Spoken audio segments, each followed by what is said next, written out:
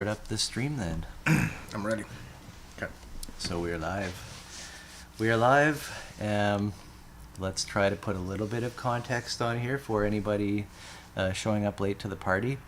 This is a development meeting, I think number 42. We've been going for a year and a half. We're currently at, I think we've been developing specifically a book for the last 11 or so 10 meetings. And so that's what we're going to continue on, dive into this. Consolidating the arc of ideas that we've discussed so far into something that's more presentable. We're going to do a small review of the book, what the book has been up to so far. Which, I don't have it here, but Prepared. I'll give a quick arc of it anyways. Okay. And we're going to continue on with the medicine machine, as we call it, and what we've been discussing today with certain meditations that are happening here and certain Trigger word, by the way. models and maps that are being presented. Yeah. Trigger word. And meditation has been a tainted word for quite some time. So we use method specifically interchangeably. in the Western Hemisphere.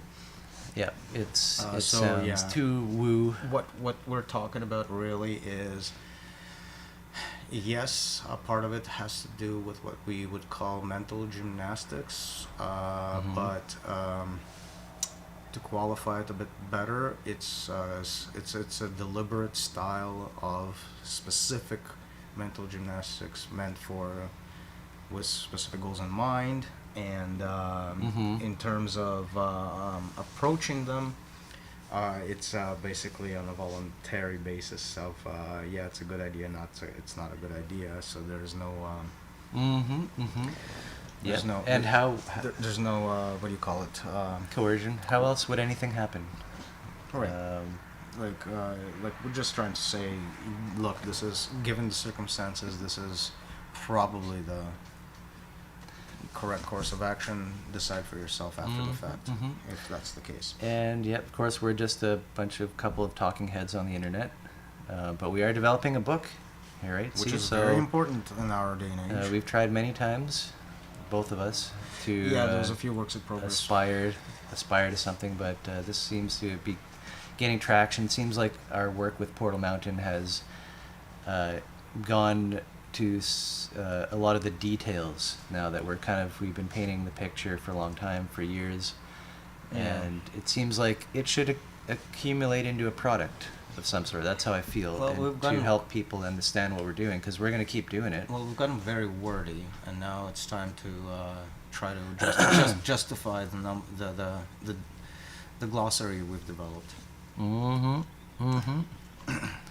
Let's see how our stream is doing. Okay, good. Yes, I need to, of course, share the link and set up the chat, but those of you who have watched with us before, this is a casual meeting where we drink beer, and it's pretty organic. sometimes we burp and without saying excuse me, and it gets pretty savage like that sometimes. I pick my teeth a lot after eating. Sometimes we eat burritos. Which we will. That's probably gonna right gonna there. happen. That's going to happen. Okay, just sharing the link here. So, and then we're going to continue on with our quick rundown of the book as it has been, and we're going to get into some details about the medicine machine, which is the machine reacting to the ego machine as a medicine to heal the soul.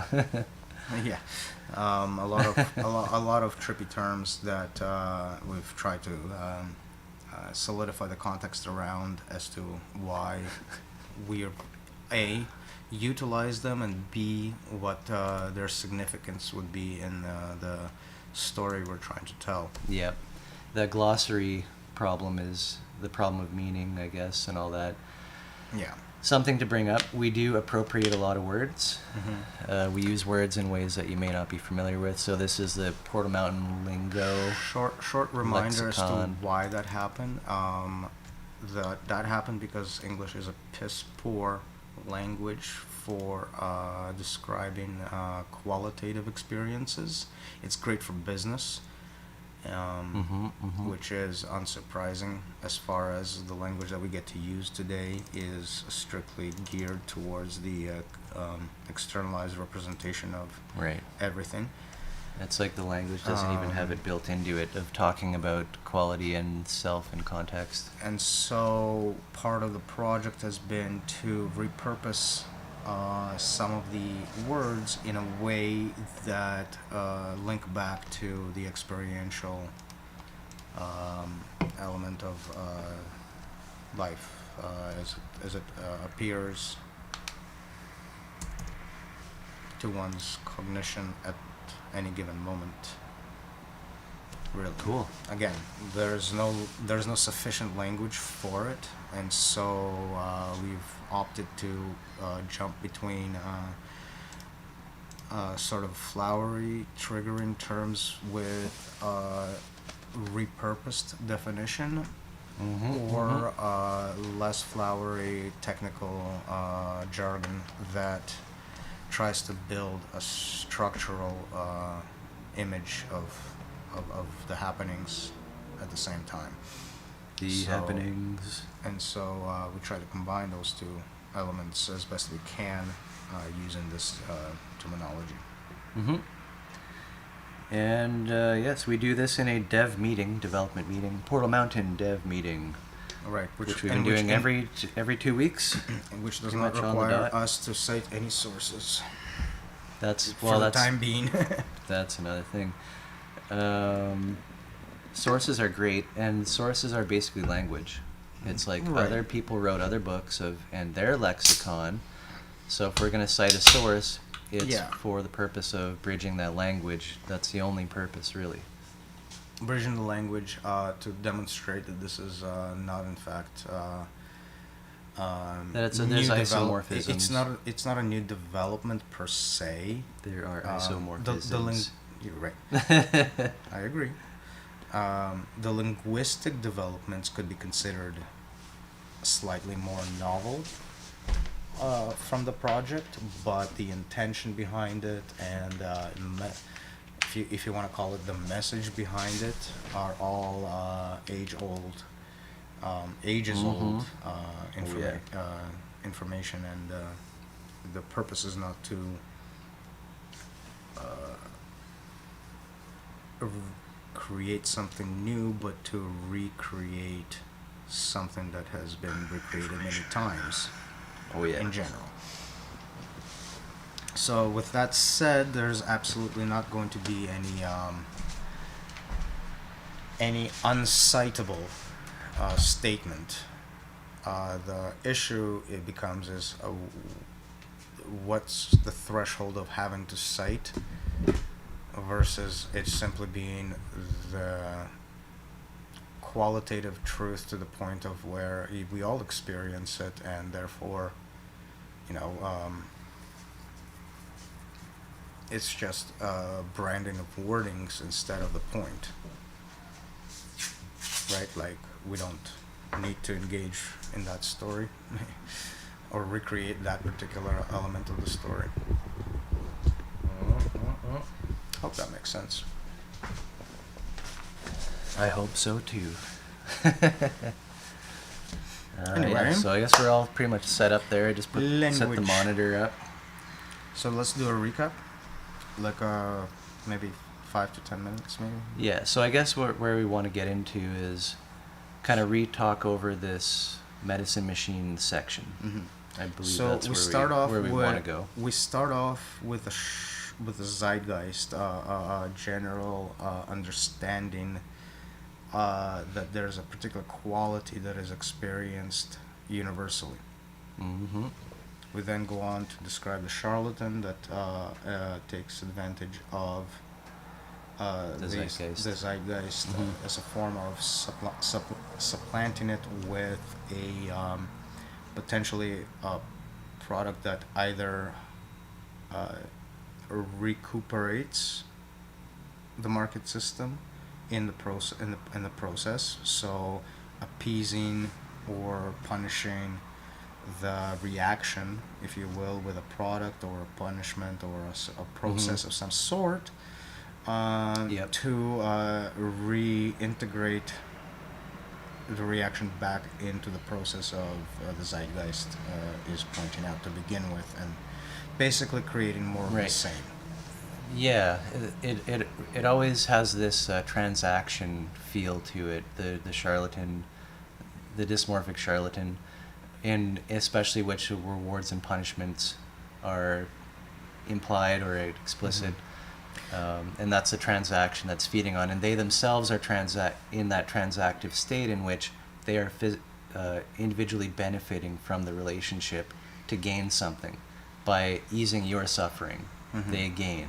And then we take the arc of how a natural system with abundance and animism in its place could transform itself into this runaway process of self-satiation Yep. at the cost, for the sake of self-satiation at the expense of everything else. Right.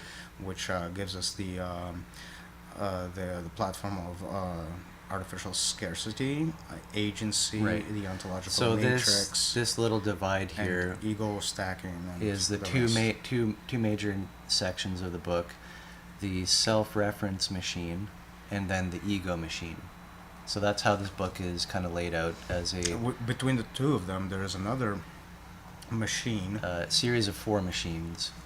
Well, between the self-reference and the ego, there is the conceit calculation, and then there's the self, all of which are ephemeral. And the reason I'm pointing this out is because the ego doesn't rely on the self-reference, but the step forward from that onto the self that feeds into narratives, and then trying to solidify that as a permanent entity. And this isn't, there are more machines. This isn't all machines. For example, even the market machine, which we've talked about, I would say is like a sub-machine of the ego machine, or like definitely like codependent. In the same way, I'd say like the self machine is dependent on the self-reference machine. So, And we don't need to get into the details. No. Suggestion though, why don't we call it the self mechanism? Right? So the self mechanism would be the portion of the self reference that winds up being as a self object in a narrative. Right. That allows another self object to appear in the next narrative due to some kind of continuity. So that's the mechanism. And this mechanism is then used and abused by the ego to employ that mechanism indefinitely for purposes that stand outside of its initial emergence, if you will. Yeah, that's the idea. I'm sure that can fit in somewhere in the first section. So shifting the idea of survival to consumption and equating consumption with survival, right? Two different actual activities. Two different activities to begin with. Yeah. So what I'm saying is that the self mechanism is utilized for survival in the natural sense, but it's being hijacked into consumption as survival in the egoic sense. And by switching the concepts of survival and consumption, there's a permanence to the self that spectrum ego of stupidity. creates. Spectrum of stupidity allows this to be. Yeah, that's another for the mechanism that psychosis underlies and it. Yeah. neurosis to unfurl. Yeah, those are all mechanisms Correct. underlying all of this stuff. Yeah, so that's good, and that's kind of where we're at as far as history of this book, of what we would want to bring up. We've got this ego machine going in its death circle, and then the third section called the medicine machine is something that has to be stepping in and dealing with, almost like a reactionary to the ego machine, what it tends to do. The ego machine depends on a medicine machine, or it runs away. So, right? I think the first thing to cover here is that while these machines and mechanisms were emergent on a specific stack, the medicine machine does not emerge from the build-up, but rather it's a pre-existing sort of mechanism that used to be implicit Right. in a prior sense Now, before the runaway civilization. there's some new things, because we have plateaus of commodification, which Yeah. now need to be appropriated by the medicine machine. The medicine machine never would have seen anything like that in the tribal setting. That's fair, and So it is a whole new beast, s- actually, a new thing. So what I would say, But it is based on. so what I would the say old. is that the medicine machine was appropriated to some extent by the other machines as they were built up Yeah. to become something that it isn't, and the purpose of this discussion, I guess, then is to rebuild the original, to switch back with the commodified parts to their natural representations Mhm. that it Right. pre-existed implicitly, but now have to be expressed So explicitly. medicine machines in the past did attempt. Hence the artifact feeding into the context. You have to have an artificial medicine now, as opposed to Right. letting nature take its course. Hmm.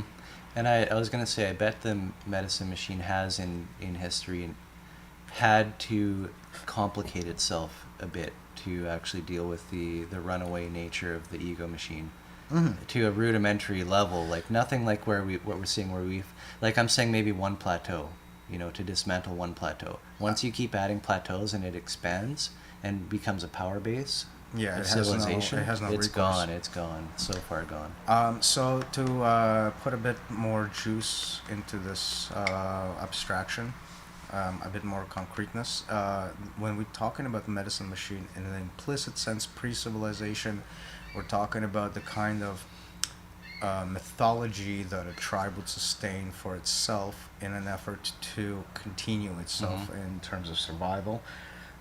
So what that means is that stories that do not help the tribe to perpetuate would be subjected to Darwinian evolution, if you will, and simply be Right. wiped out through non-usefulness, whereas stories that help perpetuate the tribe would work towards its perpetuation. And they don't have to be scientifically coherent mythologies. They have to simply restrict activities to ones that encourage survival, Sure. as opposed to Yeah, you're discourage talking like it. Darwinian evolutionary cultural. Yeah, I'm trying kind to of- look it back to like a real sentiment from the materialistic point of view, in which we Also, there's interesting things which. stories that don't help the tribe survive don't survive because the tribe that tells them is dead. That's Like, just a what do you logical what do you consider conclusion. a good sense of humor? Is that a story?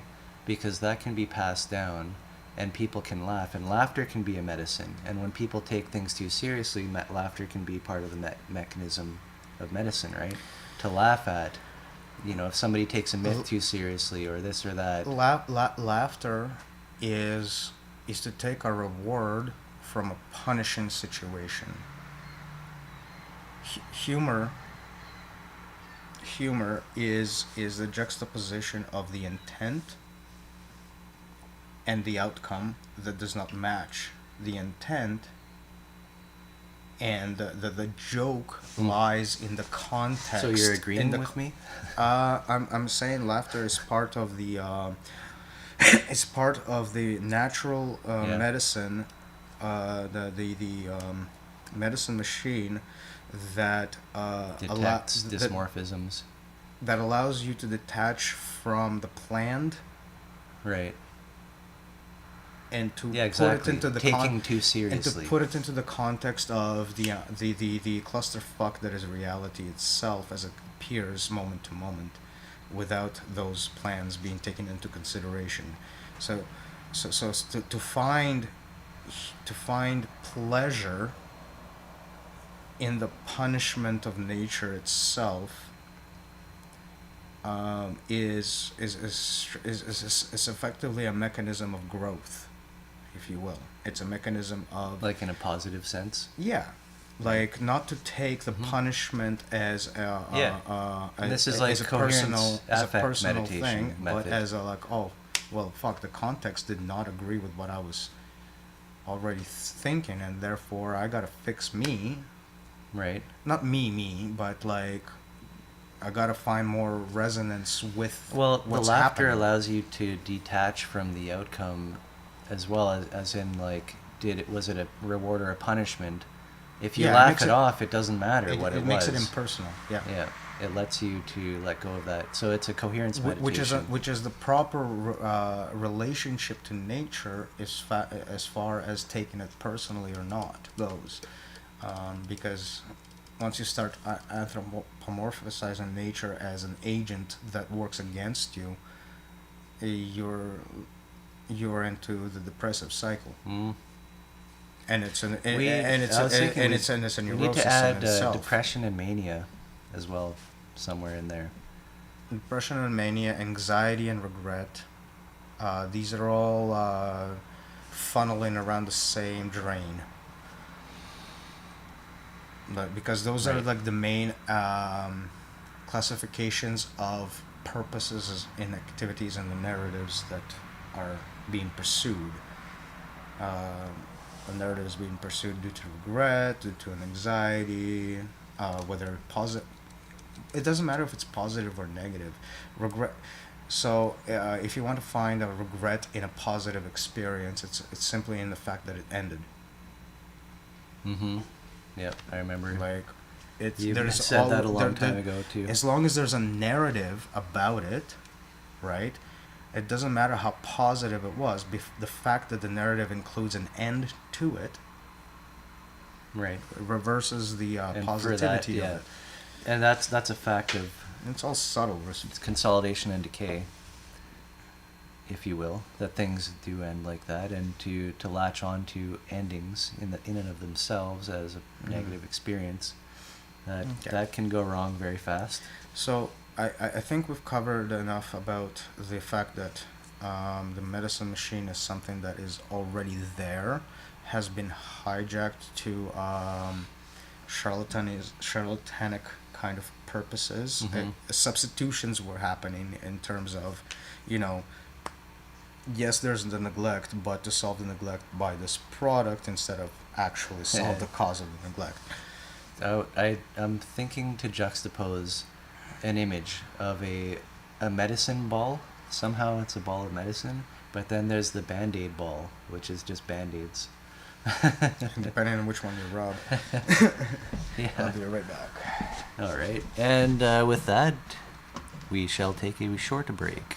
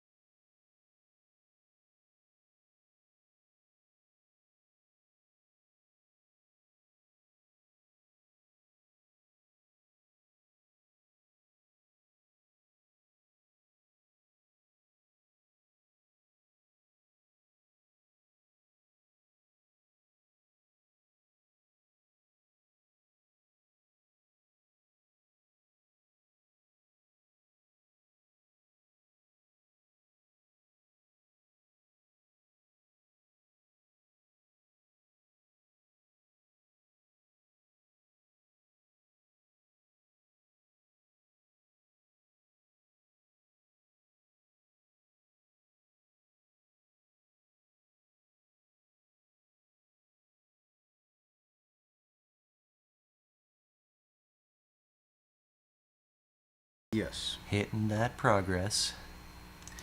A thought occurred to me on our break. No way. And it goes something like this. The very first task of the medicine machine, if you will, is to sort of put a cap on a number of truthisms that would be considered the myths of the system. To sort of circumvent them to the point, for the point to be made that there is a perspective that needs to be shifted in a specific way, Right. to understand And this is the presenting problem. a whole different model. Exactly. And like some of the caps. That's what this section has to do. Yeah, for sure. Some of these caps are like shit. What's my train of thought on that? Myths of the system, the myth of progress, the myth of retirement. That I'll just, for me, The myth of peace. I'm the gonna myth have. of- I'm gonna yeah. keep working so hard because I'm gonna feel good later when I'm old, and then I can retire. Yeah. But in particular, the ones that sustain the ego, which they all do, and but some of them are basically repetitions of the others. Right, right. Well, the example I gave is like an obvious like affect hook. I want to feel good. I don't want to be like one of those bums on the street, etc. Right, and that's why. So in this section, we're presenting meditations for dealing with psychosis and So- neurosis. Some of the specific interjections that it makes is like there's an inherent interconnectivity that is usually relegated to some kind of understanding of Wu, which we cover through complex adaptive systems. We're all connected. Right, but I'm saying like we undercut or undermine it being a question of Wu by the complex adaptive systems this discussion and Right. how Oh, layering and this is a model synchronicity that is- explains what we're seeing. Right, and then the next phase of the medicine machine is to correct the view into what we would call animism, which is the appropriated complex adaptive system outlook. That it simply has to underlie the understanding of what's going wrong to begin with. So part of the why I'm mentioning all of this is that what we're trying to say by introducing this medicine machine is that one of its purposes is to give the cap to these myths and to basically reiterate that these are sound bites sold on the charlatan train of all of these mechanics that rather than anything that can be useful in the journey ahead, and therefore with that in mind, it's going to be very difficult to stand in line with both variants of the system as the as the correct path forward. In particular, the entire myth of the progress is, well, it's definitely not going to pass.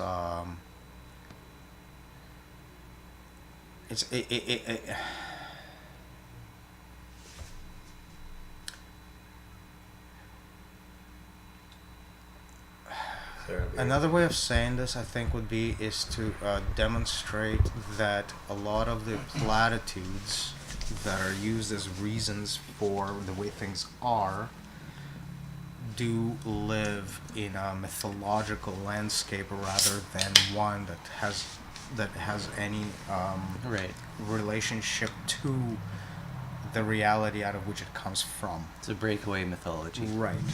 So, like, part of the reason to state to introduce this medicine is to say that it undermines a lot of the modern presumptions that flow unchallenged along with the modern narrative as to why we are where we are as we are today. Mm-hmm. So that's I bring that up because it's actually a harder pill Okay. to swallow than anything So- else, in that it plays a devil's advocate to it. This makes me think that there's probably Which means the another response would be section- negative. Which means the initial response could potentially very much be negative, in that it's like everything you know is wrong, and who the fuck are we to tell you that? So, in this medicine machine chapter, we've I don't know that we've ran down it yet, but we were thinking, first off, install a holonic model, install quote unquote, like convey the holonic model, then deal with psychosis, then deal with neurosis, and then there's some other stuff that So I don't know if we'll get into. So really, the caveat I'm trying to make here is that these these progressions that you're talking about, they're not going to feel like you're succeeding within the context of the Yeah, system you're in. Of course. Like they're going That's to tough. they're going to It's gonna feel feel like bad. It's gonna feel even worse they're than going to feel like you're wasting your had you not time done on it. something esoteric Typically. that doesn't have any outcome. right. So yeah. So I was just thinking to add to that medicine machine section maybe a number of myths, and like is there can be a meditation for dealing with disjointed myth, right? The myths of the system.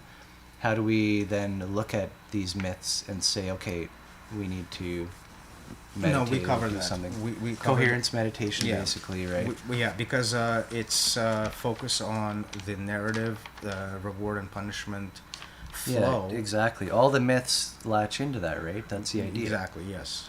All myths of the system are exploiting this affect.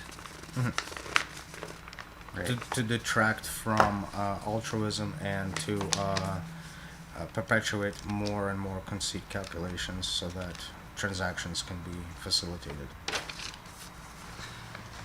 Exactly. Yep. Sales. No, What sales? that's what sales is. Mm, It's that same of process. course.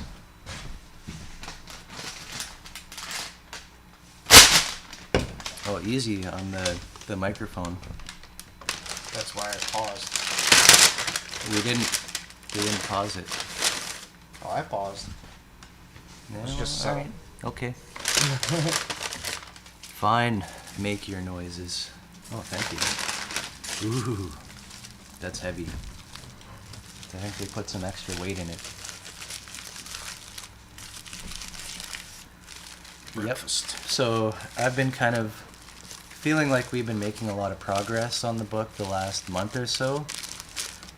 Like, I guess because I've spent probably a number of, at least 3 or 4 nights a week, like just trying to come up, like, what this book is all about, what it's supposed to be, right? It's been rapidly developing, kind of changing, and I feel like I've kind of advanced ahead even to the next section, right? Like what we're talking about now, I'm already been working on the next section, right? Mhm. So this is good though, that we kind of can keep doing the back and forth, even though like I'm getting more visions of where I think it should go, or where the book wants to go. Yeah, I just try to act as a tie back to what was already done. Well, Part of it. if you're not rambling off topic, yes. I definitely have to have a concern in keeping you reined in there as well. Well, I have the same concern. Yeah. Yeah. So this medicine machine section, I feel like it's coming together to where it should be. Like functionally, it's got to be very functional. I But think even the next section is even more functional in that we're talking dashboard stuff and like being online with the guild and like interacting with proximity guilds. Like that next section.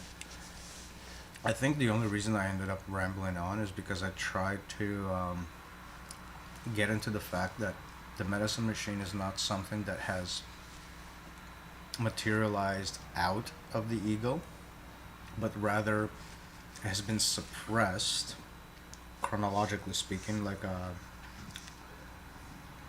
with a Right. pseudo history kind of understanding of it, and that But you could say they're co-emergent. Like there's no one primary over the other. The ego one or the precedes thing that fixes one the ego. one precedes the other and would Yeah, but eliminate.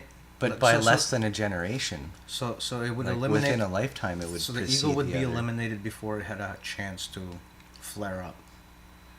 It's been suppressed.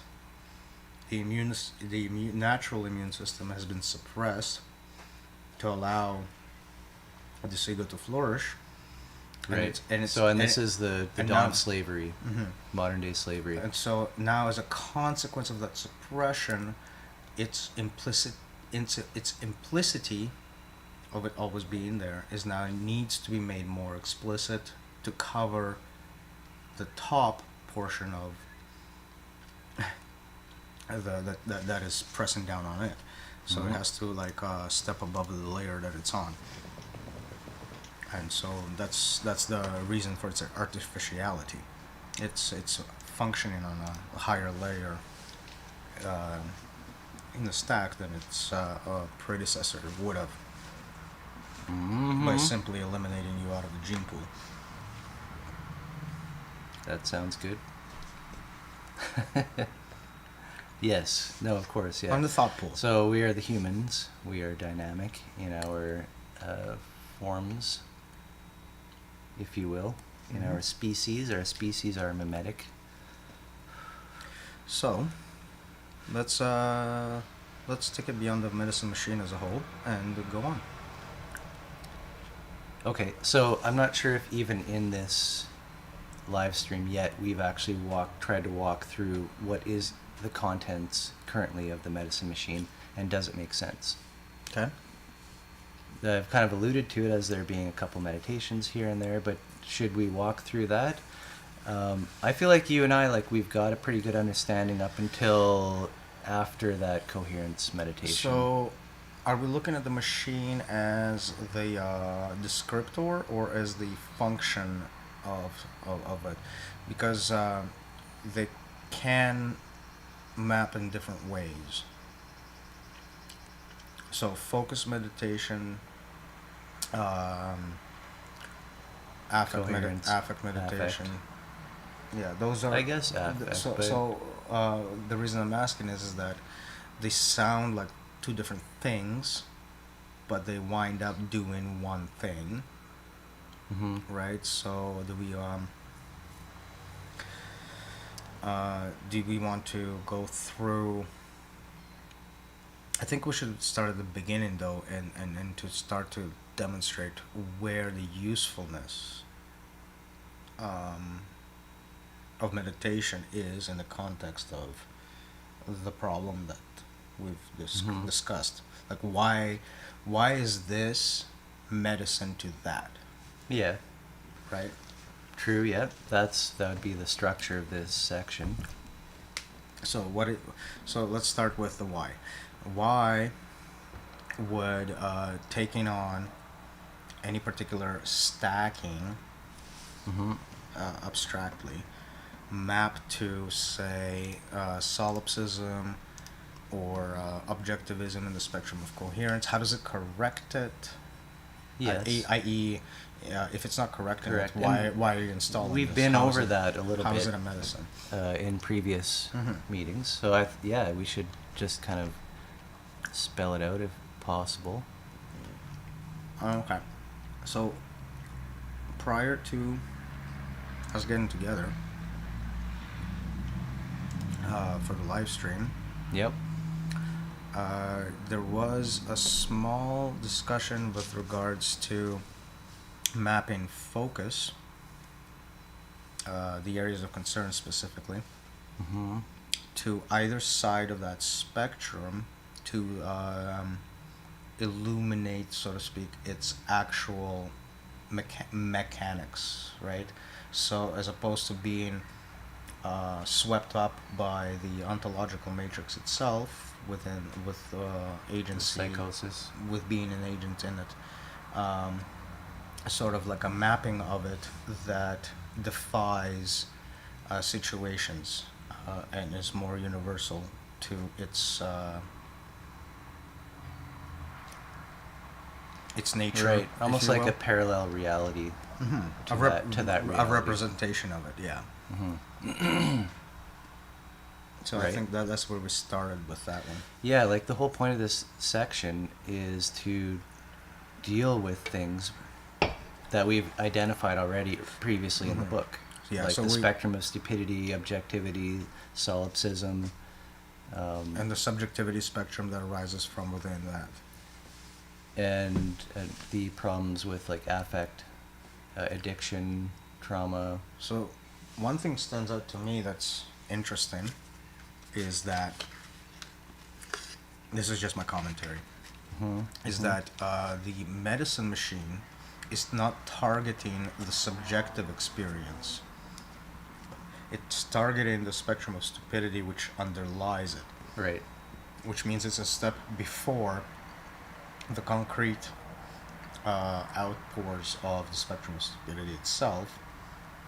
So one thing you'll immediately notice that the medicine machine has no commentary on the subjective experience at all. It keeps to Yeah. it keeps to the Right. spectrum and, Yeah, and it's a inner workings. reaction to that, the system, the ego, and all that. Yeah, that's yeah.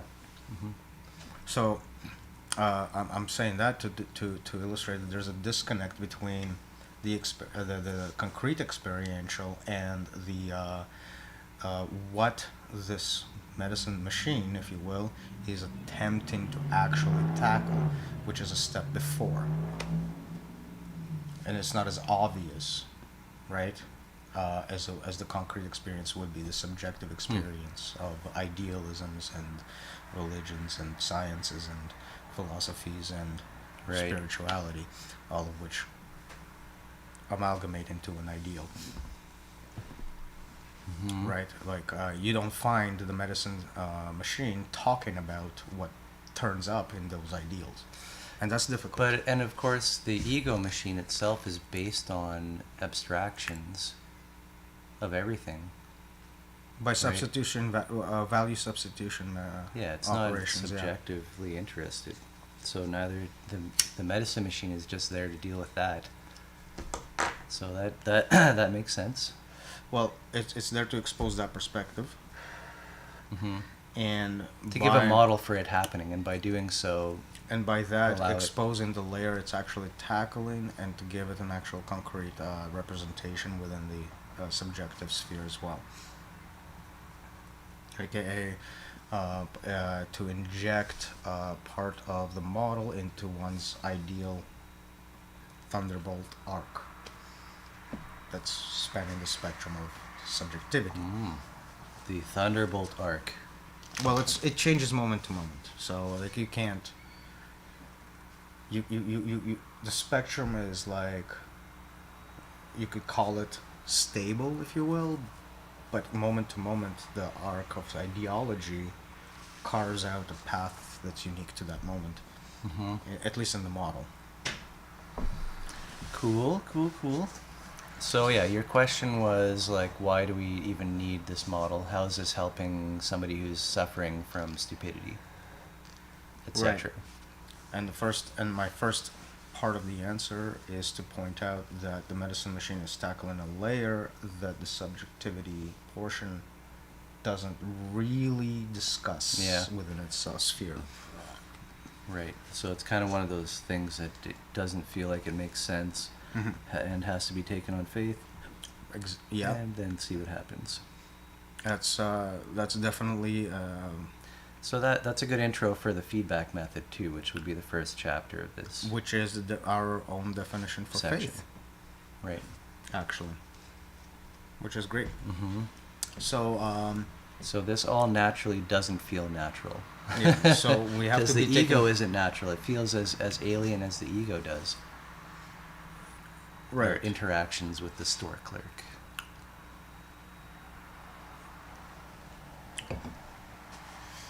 So,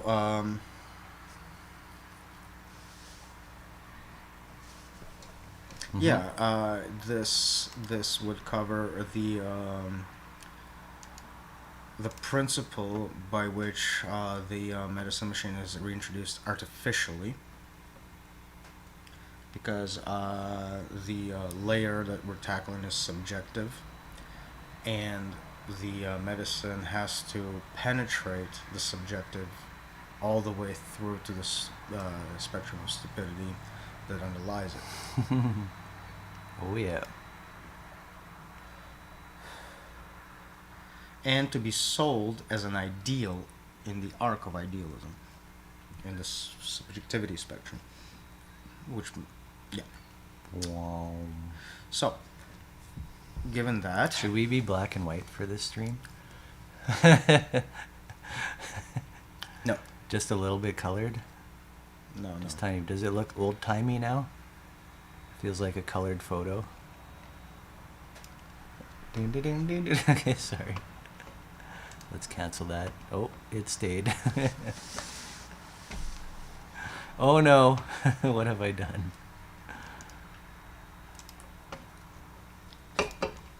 Anyway, Put so that what back was to the question normal. we were answering? Just why Hellenic model? What does it even? How does it help you? And Well, we didn't the tackle taking on of faith. So hold on. Oh yes, faith. Faith was the actual subject. Mm. So right off the bat, it seems implausible because we're tackling the different we're tackling a layer here by talking to a layer here, which is not recognized by Right. the initial layer that we're Obviously, tackling. because it's too decayed. Right. Well, that's one way to put it. Sure. Mhm. By decayed, you mean it's missing representatives. It hasn't that- consolidated that- into something isomorphic with that below. There's no reifications between. There's a lack of reification between the two layers, especially coming from going into and coming from the top layer. So Yep. faith is that little nugget of a soundbite that asks to sort of suspend disbelief, as you would do for any novel or anything that you watch. Or even your a normal everyday media. life, your belief is or disbelief is suspended for everything that you actually do. This comes through trust. Like, you don't need to suspend your disbelief for everything. There is certainly good ideas to suspend disbelief for, and there's certain terrible ideas to do it for. Yeah. Either or is not necessarily negative per se, because the point is to see the feedback that occurs through that suspension of disbelief and allowing another soundbite to take its place and see what it actually is doing. So even if it's a negative thing, the value in the suspension of disbelief is to assert that it was negative to begin with, or that it was positive, as well, that we're trying to actually point towards with the spiel. Ideally, it should end in reward, quote unquote, for the participant. Right. As in a match. Wow, that's a match. Holy shit, the model you provided actually seems Right. like what happened. And so with that, you enter the very structure of the moment of taking information coming in, juxtaposed it with information you already have. What does that look like as an outcome? And what does that outcome looks like juxtaposed on more information coming in? How does it blend, and so on and so forth? It's and interesting the cycle it how goes. coherence is like a feeling, kind of like it can be felt. Even though you have a map or a model that's so diverse, and you have an experience that's so diverse, but when it all matches in and everywhere, like in the moment you're thinking, wow, it all lit up, that feels good. And so this was a discussion of faith, what faith looks like by suspending that disbelief and allowing the process to take through. Now we can get to the point of truth, in which it would say the feedback confirms the initial inputs, right? So truth is not an ism, right? It's not a thing, And it's not something that the soundbite acquires. It's an emergence out of out of that process of faith that yeah. we are talking about, and so long as the feedback matches And the it's not a direct. outcome. It's not a direct property of the soundbite itself. No, It's a convoluted property. it's not a property. It's an outcome of the feedback of the properties of the soundbite. So the soundbite is allowed to have its stay. It, it by its properties, it fades the narrative a certain way, and the resultant narrative either is isomorphic or is not. And the isomorphism, the more it is becoming isomorphic, the more truth is derived from the Truthiness. faith. Yeah, so truth is really an outcome of a function rather than a particular statement of an axiomatic nature. Right. Yep. So that's where that's all drives. And you can have a meta assessment of certain sound bites and say this is higher truthiness than that sound bite for this to explain the same phenomena. It also gives wiggle room to the fact that what's true today is not necessarily true tomorrow, and what's not true today is not necessarily not true tomorrow, and so on and so on it goes. And you cannot judge truth from neither an objective perspective nor a solipsistic one, but rather it's judged from the outflow of the feedback that is given to the faith soundbite of put in faith. Mm-hmm. And so Taken in faith. And so you don't have true things, but you have heuristics for truth in contexts, right? Like given a shift in context, the soundbite will have different feedback, and so it can be turning towards a truth or towards a non-truth, or somewhere in a nebulous space in between, or completely outside of it, depending on what the initial contexts are being fed into it. And so truth and faith are not one and the same, and something that is taken in faith can be true today or not true tomorrow. Faith in that regard doesn't need to shift, because the only desired outcome is the feedback itself in the moment. And so if taken by faith the feedback is negative, it's pointing to the untruthiness of the soundbite in that moment, but not necessarily in other moments.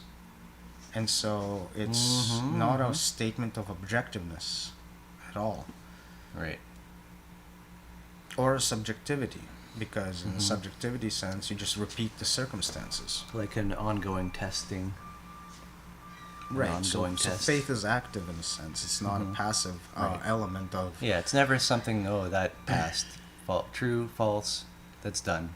That soundbite is done. And faith in itself, to arrive at faith, there's a few stages at that, which are to ensure that it is informed rather than a belief on lack of evidence. And those stages are the initial decision to trust. It's a simple Boolean of yes or no. Do you trust this person? If you trust this person, do you allow a rapport to build up? Without trust, the rapport does not build up, so there's no avenue for further interaction. But if the rapport does build up, the notion of respect formulates, and out of that respect, it could be asserted that faith is warranted for the soundbite given, right? So there's a whole process to even arrive at the faithful stage of this. I only mention this because I don't want the confusion of faith of being... It's perfect, though. The faith being assigned to the definition of belief without evidence, which is very common in the Western hemisphere. And those who would hold such a strict objectivist or whatever viewpoints, there's that that irony, I guess, in how faith is utilized. I Well, guess. it's not. It's the irony is in the fact that it's still being utilized, but implicitly, and the explicit connection is being derided. Um, you'll hear things like, "I have a reason to trust the academics because of their reputation and stuff like that." Well, that's what I'm saying. That's what we Mhm. are saying is that okay, Yeah. you've given the binary yes or no There's for a very trust such a different feel to it. due to the fact that they're an academic. The next phase is the rapport that they're building due to the fact that you've given the yes signal, and at any point that the rapport fails, it can be a no, right? So if you Mhm. fail to build the rapport, the initial trust is nullified. Right. Correct. But by the time you reach the point of allowing a soundbite to play out its feedback, it's not just trust. It's trust, it's rapport, Hmm. and out of that rapport, the respect for the soundbite is developed. Respect is basically in this parlance an allowance for not just the Boolean yes or no of the trust, but more like it's not that I just trust this person, it's also everything that they've been saying matches, and therefore Well, it's to be respected for what it is. that's something that emerges And too. exactly, it's Yeah. it's an activity. So you can And have a respect, and somebody can give a bad rapport in the moment, but you respect them, and okay, I'll bridge over this, and let's keep it going. so when you take the entire thing holistically, Hmm. and the answer to do I respect everything this person is that I've trusted them to be, if the answer to that matches, Hmm. that is the point, the holistic point of okay, I can suspend my disbelief enough to allow the respected soundbite to propagate feedback and for observation. So there's a lot of build up to that point, and it's very important to Mhm. understand that from the Yeah. discussion of charlatanism, that whole process is not likely to even take place. It would skip immediately Well, to faith. through reward or punishment type of, you're slotted right into what the charlatan's offering, because you're demanding it out of fear or desire. Right. It like the progression here, the internal progression here is absolutely non-material, Mhm. immaterial to the processing of the extrinsic So system. I think we've definitely hit on the reasoning behind this being the first chapter, like this meditation method. Right. So meditation method and all of that is now the subject So of what one has faith in, like AKA. So this is the soundbite you're now given. So I think all I was trying to say is how do we get to the point of charlatanism being what it is, skipping over these couple of phases that I was talking about, mhm. and then introducing these methods as the sound bites to have faith in. So how do we bridge the gap of stepping through trust, rapport, respect, into the faith for the sound bite to materialize? So part of our, I think, trust is the first few chapters of the book that we are talking about it, so we can refer back to it Yeah, as of course. as our Mhm. our pillar of what it is we believe, so to speak, that is trustworthy. Uh-huh. We can then utilize our exposition on the subject Right. as the rapport element,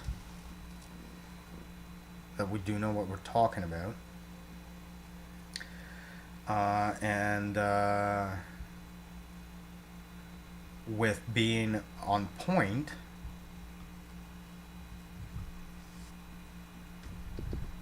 this is with being on point. We ask for the like we would be asking for the respect that is Always on point. that is in line with the exposition. And so what I'm saying here is that we can actually make those three elements explicit. So we can dive into we need faith. Then we can break down as to what faith is.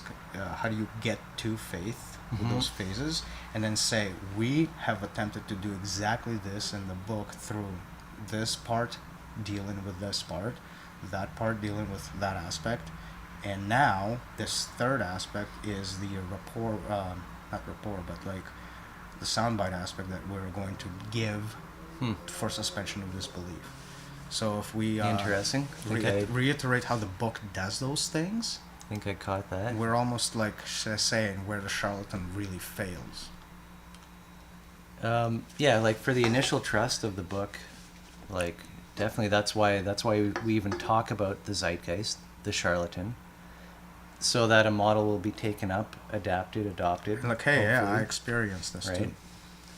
I Yeah, see. so we've this. already built rapport, and then in this medicine section, Well, respect should be built through the fact that we are very much concerned with the issue, and we are here to like really tackle it. well, I think it should be obvious at this point. I hope. No, it would be obvious, but what we want to do is reiterate the obvious. Like, I wish I could read this by book. pointing out how the book is trying to tackle the very same things it's saying is a problem. Mm-hmm. So, Of course, like yeah. a small, tiny section to reiterate that. maximally, yes. Yeah. Also, I like the idea in the medicine machine section of having a list of, a number of methods or meditations, if you will. So it's practical and peppered with maps, right? So like meditations and maps, just one Yeah. back in the other. So the way I would probably want to read it is that we've told you about this, about that, about this. We've built up our rapport about this, about that, about Right. this. Yeah. Given the fact that you're still here, you're clearly respecting this opinion about this, about that, about this.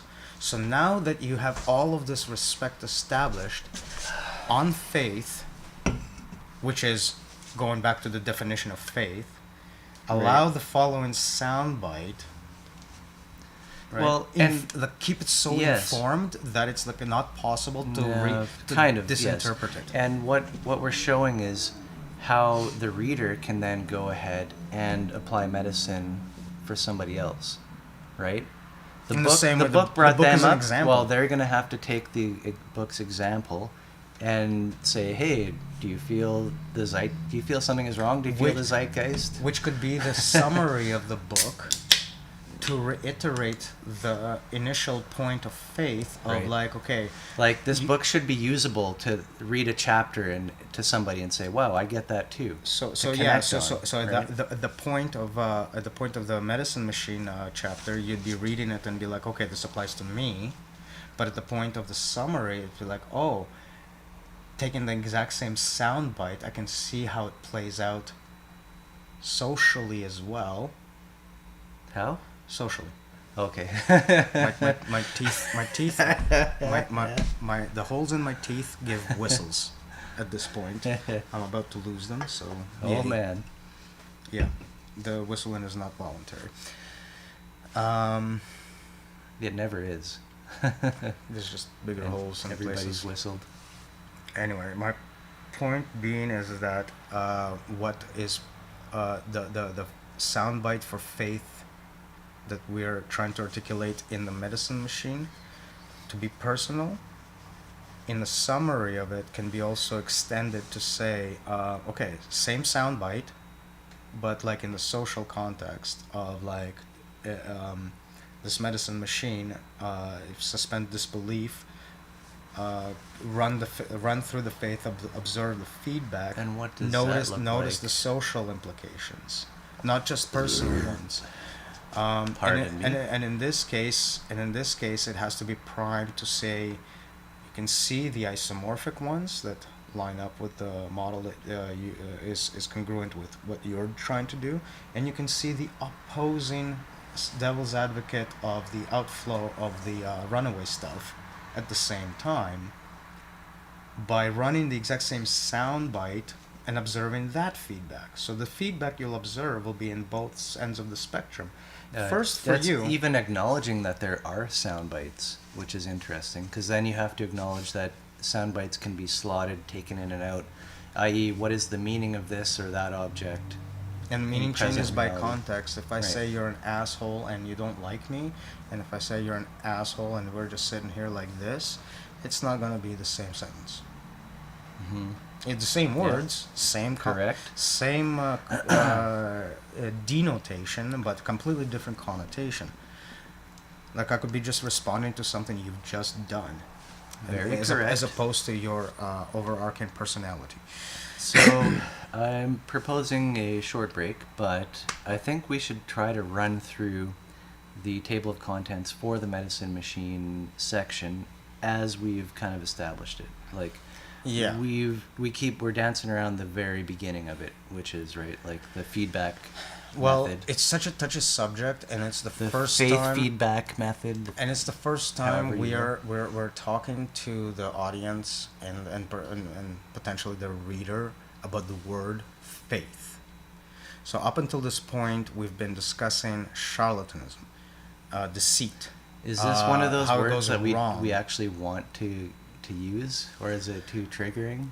It's a word. It's that- almost like it's such a big word that we have to almost so. take it. So one of the and things use I it. was trying to say earlier on is that I would prefer to build up the medicine machine from like the non-triggering words, but the other part to it is that we arrived at the beginning of the book straight up in perception mechanics and in the mythical parlance. Right. So what my thinking is here is that faith is a bridging mytho slash non-woo algorithm that ties the two together such that Sure. it gives it the same mythological connotation from the beginning Mm-hmm. that we've ran through, and then ties it right back to the basics of process of mental cognition and actually like dealing with sound bites, a affect, mimetics chart, and all of these things that plow through giving meta narratives disintegration through to the signal system back into the integration of signals from external and internal, so the six senses combined into one more round of moment and dream.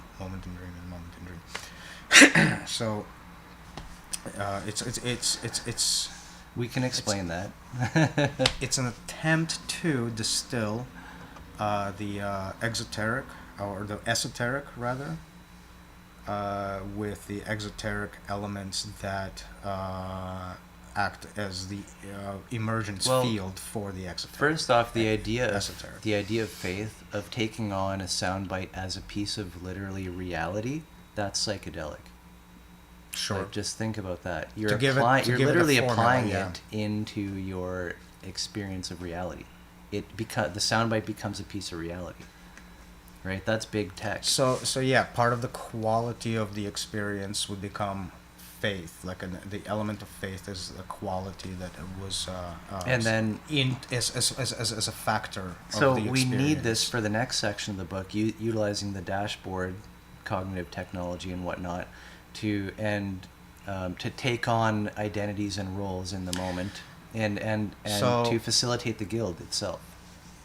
So to that point, to remove it from being more as an esoteric entity of faith as a Right. thing, Mhm. what I want to point out is that as a quality, moment by moment, you can assert faith to be a quality of that moment or not, and so on and so forth, and that can constitute To whatever what dream it is, perspective?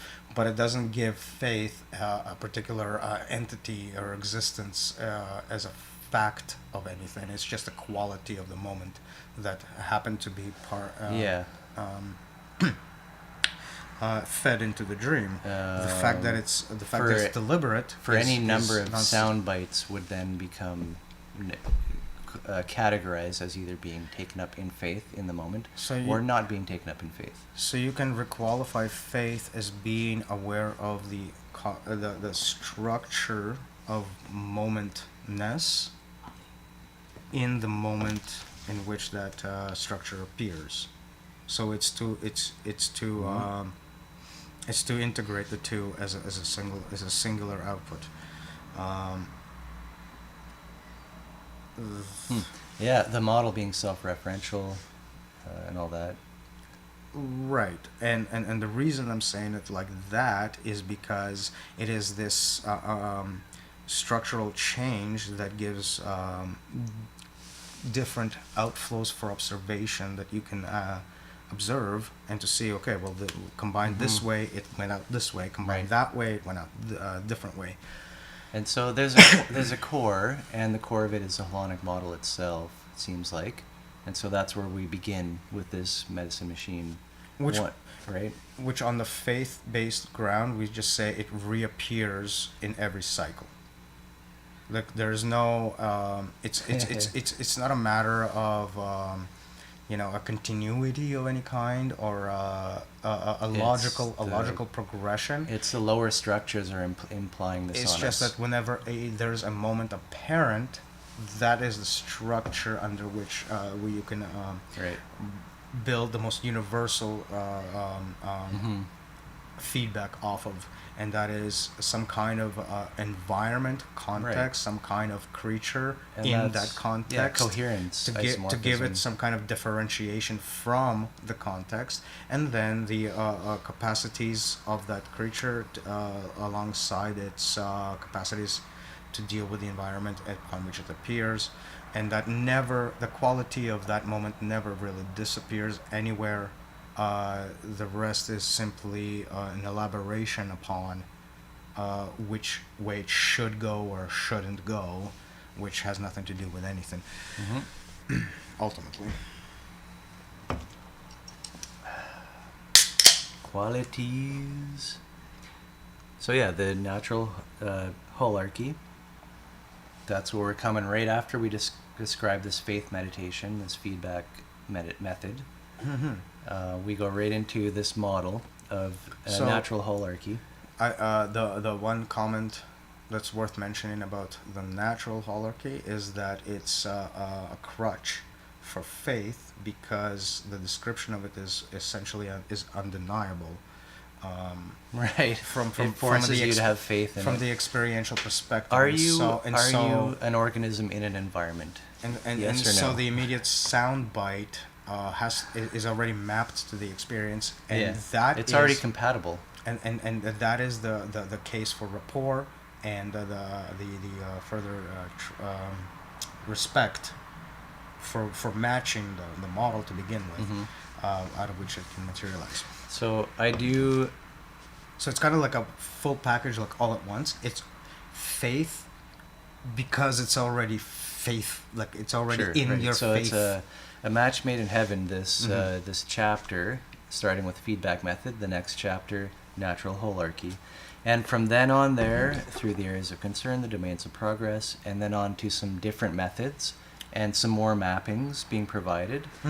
And let's do that after a short break, though, because I, gotta excuse myself for a bit. And do you need to articulate an idea? Just spew it out. I'll hold on for dear life here. Just say it. I can tell that you've got something. The going only thing on. I would say is that the natural holarchy is not lending itself into an actual method. It's that the natural holarchy is going to be used as a tool within a method to allow that method to do its work. Yeah, these aren't all methods. In fact, I think they're all maps. Some of them are templates is another word I like to use. Maps, templates. Maps, templates. Yeah. Sure. A template is like you need to fill in the blanks. This whole section is just templates and maps or whatever, peppered with methods.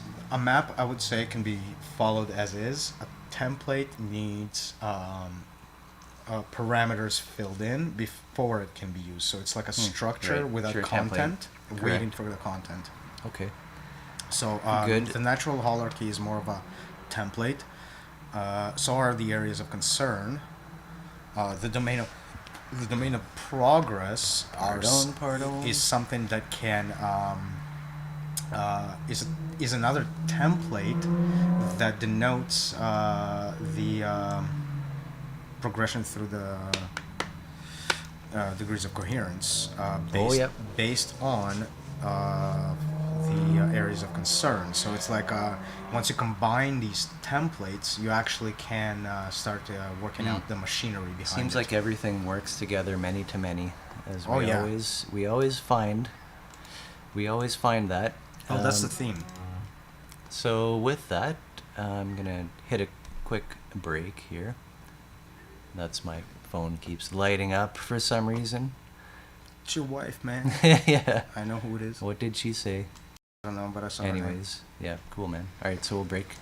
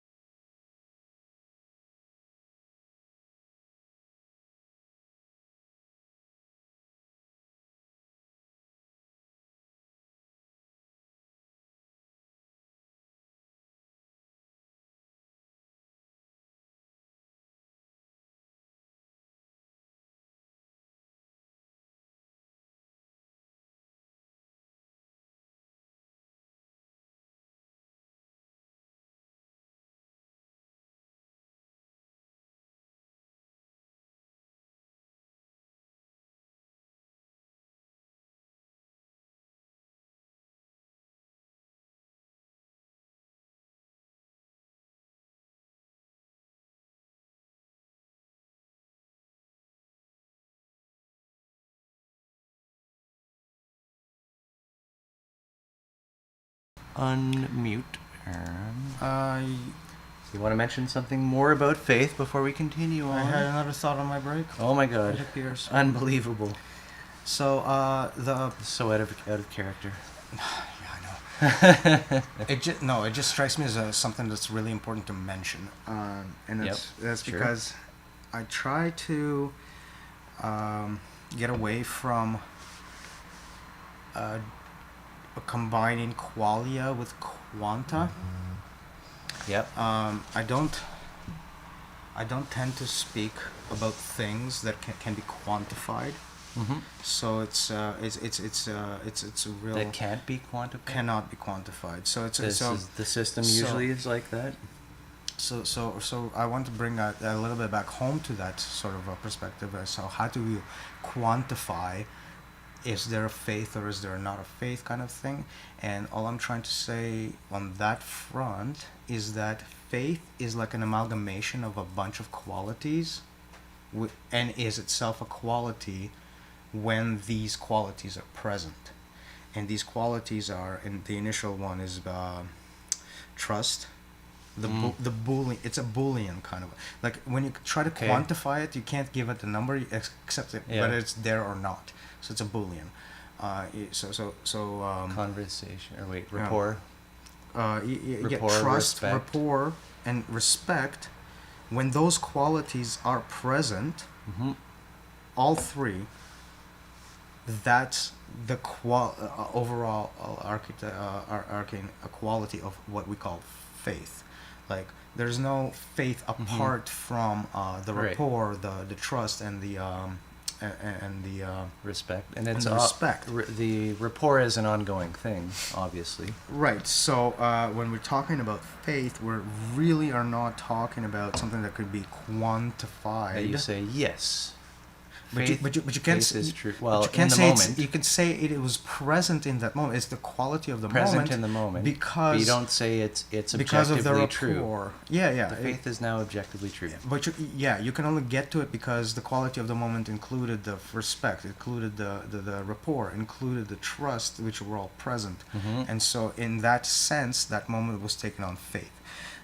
So there's that aspect of Correct. it. Of it's like it's either present or there, or not present. But it isn't a quantifiable. Oh, I have this faith, or I have more faith, or I have less faith, or any of those statements. They're completely nonsensical in that sense. Quantified, right? And I got you.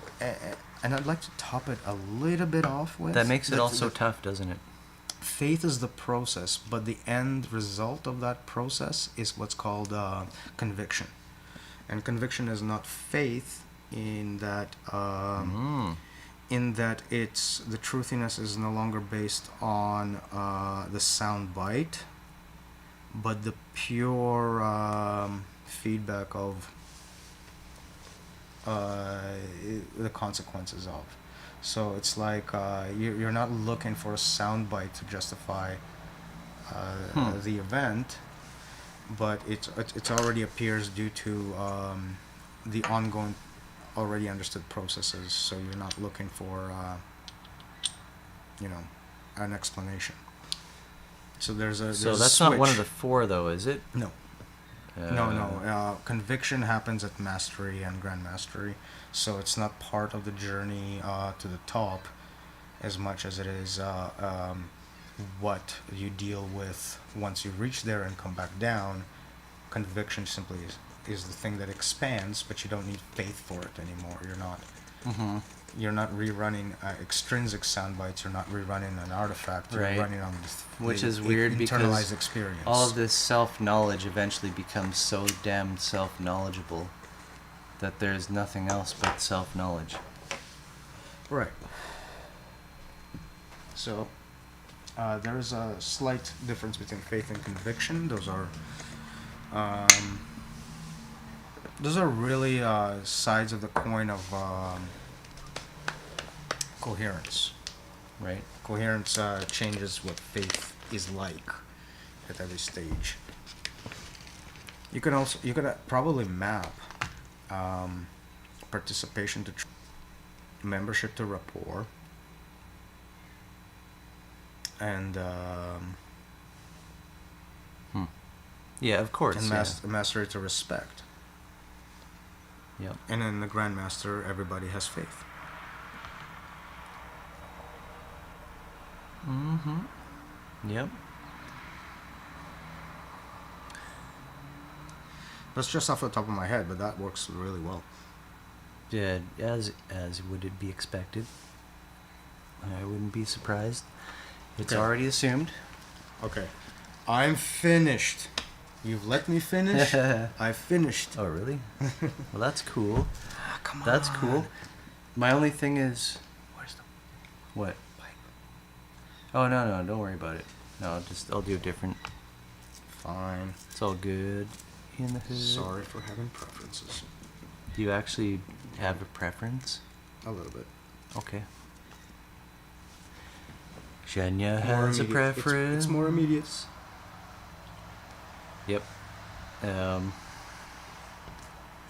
Yeah, so we were gonna just get into the, actually start progressing through the medicine machine section of the book, beginning with, and this brings me back to the starts of our conversation, the natural holarchy, the holonic model, and why is this the first thing that you bring in faith?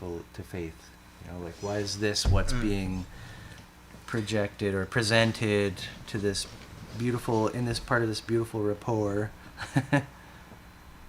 as has all been set up? Why is it the natural holarchy? It's because it's undeniable, for one. Environment, you're an organism in an environment with an inner operating system taking care of an outer operating system. Right, so given that stance, thus they ask for trust, right? By being this down to earth, if you will, by eliminating all other factors and making them as universal as possible, you can start at the point of trust. Even if you're not saying much at all, you're not saying anything that is unfactual and you're not stating anything that is possible to even refute. It's very generic, it seems like. And it gives the holonic model, too, like an avenue, an angle into it, right? Well, yeah, because it's not just humanity, it's literally anything in existence that is apart from other things, unto which we are so conditioned to reason about. So, environment, organism, neural OS, social OS, that's the natural holarchy. And then from there, progressing into areas of concern, which is like another, you got another four. Areas Well, of the concern, area of concern being hygiene, maps to the breath nutrition, meditation.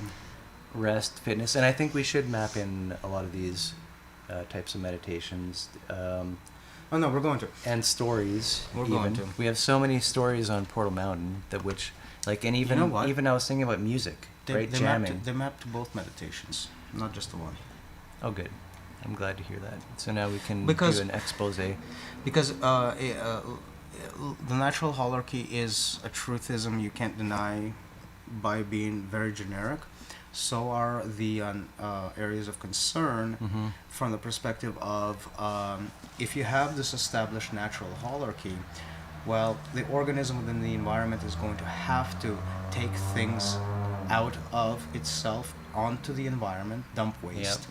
It's going to have to intake things from the environment to ingest and build itself. Right. It's going to have to maintain an equilibrium, and is going to have to do that in the context of other replicants of itself in the environment existing. Right. So no matter how you slice it, both of these hierarchies are a truthism it's very difficult to deny, aside from really convoluted mental gymnastics. Yeah. And you're, just by trying to think about it, you end up seeing how it works. This is on the faith thing. Right. To allow this Like picture to how things become fit to become part of something bigger. To allow this picture to be integrated into a worldview and seeing whether or not it makes sense is the fundamental cycle of faith of allowing a soundbite to see its feedback. Absolutely. So that is the real way. Um, there's both the structural and the content way of trying to bootstrap that sort of thinking in this final chapter is to actually go Right. through the exercise itself. And so this model offers potential at every point of existence, as opposed to the patriarchy and the whatever you would say, like the art, like the archy, the concentration, the centralization of power as a structure, concentration. How do you say it? What this model is fundamentally different from the rationalistic linear way of processing a pyramid scheme of units Well, yeah. into that pyramid scheme, So- right? Like the ego structure, how its ego's all the way up, So what it's which doing, is different from what's all the way below that. It's all different things below. so the right? previous sections effectively are making the case of that structure is itself unjustifiable, and yet at the same time has no barrier to materialize, and in Yeah. fact, It's super compelling. and in fact has a tendency to spread like a cancer, Yeah. if you will, Yep. because it relies on the very basic algorithms that don't take into account the complexity upon which it is built. What's below. It doesn't care about that. That's why it's so compelling. Because it can just take that as a fuel source and burn the fuck out of it. It's extremely simplified. Volatile. Yeah. Super volatile. Well, yeah. Burn a piece of wood, you get fire. You The don't need ego to think machine about it. is super volatile. That without a medicine machine, the ego machine does destroy everything. It's not enough to state what it is. It's also necessary to point out the context in which it is running. And the context here is that it is being fed fuel The ego flame. in an exponential sense. So nobody's waiting to look at the end result of the burn. Right? It's just like the burn must continue no matter what. Right. And what we throw into it doesn't matter. Sound bites and bits and pieces of life that exist for themselves, for their own, in and of themselves, to their own ends, etc. To be processed, not for their own ends, but to be processed. Sure. You don't. Yeah. This is you- it's decay that needs You don't look to for be. you don't look for status if nobody recognizes status, right? Like, you can work on the accumulation of status until you're blue in the face, right? But if nobody recognizes your symbolic representations of said status, it's moot. It's So like it's decay. both Decay sides. needs to be allowed to decay, and if it doesn't, then it's accumulating as part of a bigger structure, which is wasting the crap out of it, the environment, resources, and all that. Entropically speaking, it's a bigger shit pile. At Right. the end of the day, it's just a way to get to a shit pile that is far beyond the capacity of any one individual to be able to handle. Right. Then that's a wicked problem right there, ain't it? Well, if you can't clean up your backyard because every single neighbor takes their dog out on it, Well, you got a shitty backyard. right. I guess. I've heard that saying, I think. We're Those not. neighbors. We're not trying to make any more esoteric sense out of like the fucking given. Mhm. To like, Yeah. Well, it That's- takes a lot of description to describe but it something is that's like simple. literally what we are experiencing day in day out, no matter what. And there's no person out there Yep. that doesn't have a variation of these experiences Mhm. of being stepped on and shat on. And if you don't mind with that, I would like to hit a quick break, and we shall be right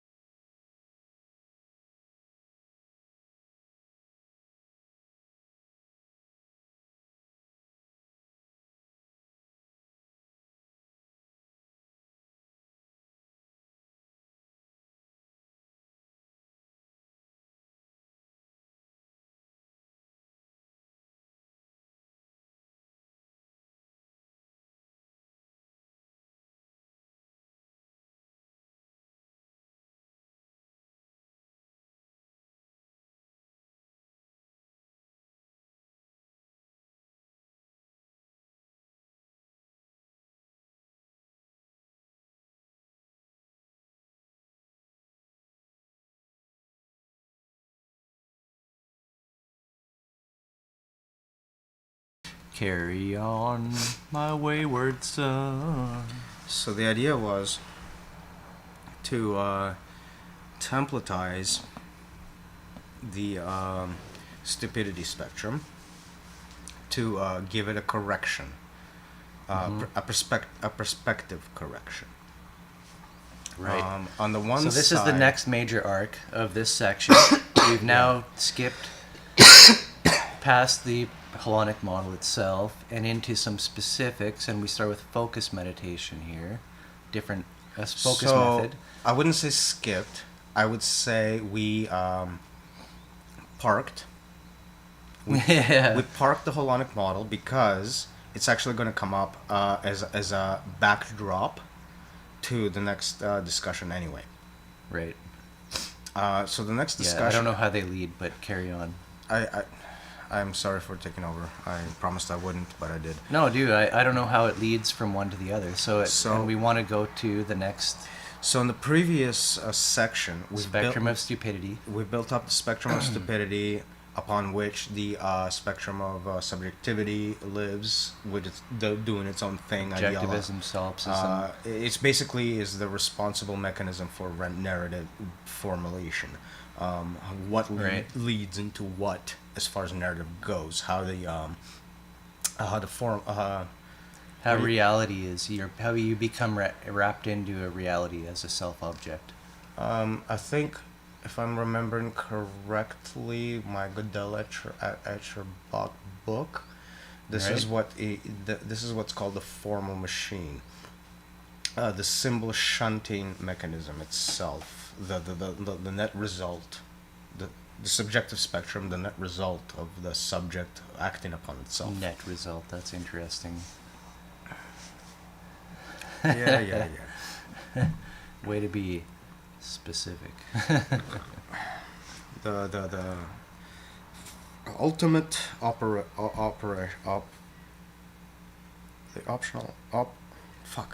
ultimate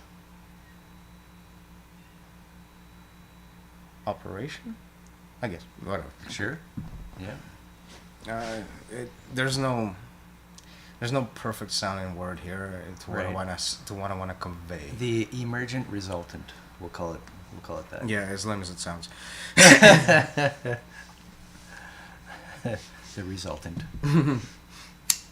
The emergent resultant.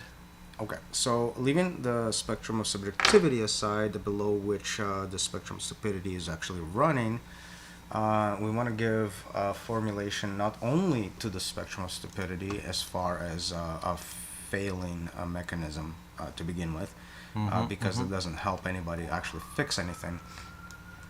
The idea behind those two specific templates of the archetypes, and mind you, this is an idea that didn't originate with that thought. It sort of became at the beginning. At the beginning, it was an answer looking for a question. You're talking about the NOS layers? No, the archetypes. The archetypes, because they're so bizarre in their formulation, if without any context at all. So the context, original context, was pure potentiality and how to divide it up abstractly. And you nicely have that chaos order dynamic too, and all the which was later elemental archetypes and all that. They were later developments, to be honest with you. I didn't think about order and chaos when I formulated the archetypes as a template. The only thing I was really concerned with, and ultimately, this is why I arrived at order and chaos, as I was trying to go from the least certain to the most certain representations. Exactly, from the mind's perspective. What do I have the most control over? So the least control is uncertainty, and the most control is the state of the matter, right? Not the state, which is a nice state. Yeah, which is a nice. What has bubbled up into the state? This is what we're talking about. It makes it for a nice metaphor for the state. I just want to say that, but the emergent resultant. Exactly. as it were. Exactly, and from that flowed the idea of order and chaos. And for some reason, I was mulling on the concepts of the elements in Buddhism: fire, water, earth, and air. Um, and the reading I was doing had to do with what they're representing rather than what they are in a scientific sense. So, Earth represented the solidarity of things, the stability of things. Yeah. So I gave it a moniker of space, of existence, like a existing structure, the space in which things take place. Things have come together in this model, even the emergent holonic stacking and all that. They consolidate into existence of matter. Water is the element of consolidation because, and it's considered to be the imperceptible element because you don't know at which point things coalesce into one. Right, so the distinction is not necessarily evident. You can sure tell when they You decay, can- when they destroy. Right, the energy release and all of that, Right. which is attributed to air as the moving element.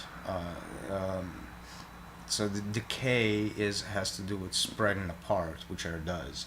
Whereas water That's sort of the coalesces interesting into quality of consolidation. and again, it's all metaphorical. Consolidation and decay is that let's say a holon consolidated at one layer doesn't and never can or will know whether the layers above it, if they exist, if they do, whether those It's a above matter it of verification. are actually isomorphic with even itself. So when you're feeling out of place with society, it's a form of decay, right? Yeah. But when society integrates you into itself, an it's a experience form of of decay. consolidation. And what's interesting about those two descriptions is that they're not mutually exclusive. A society can integrate you into itself while alienating you at the same time Sure, yeah.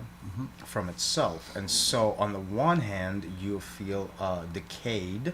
On the other end, there's a consolidation in the abstract. Yeah. So, there's that.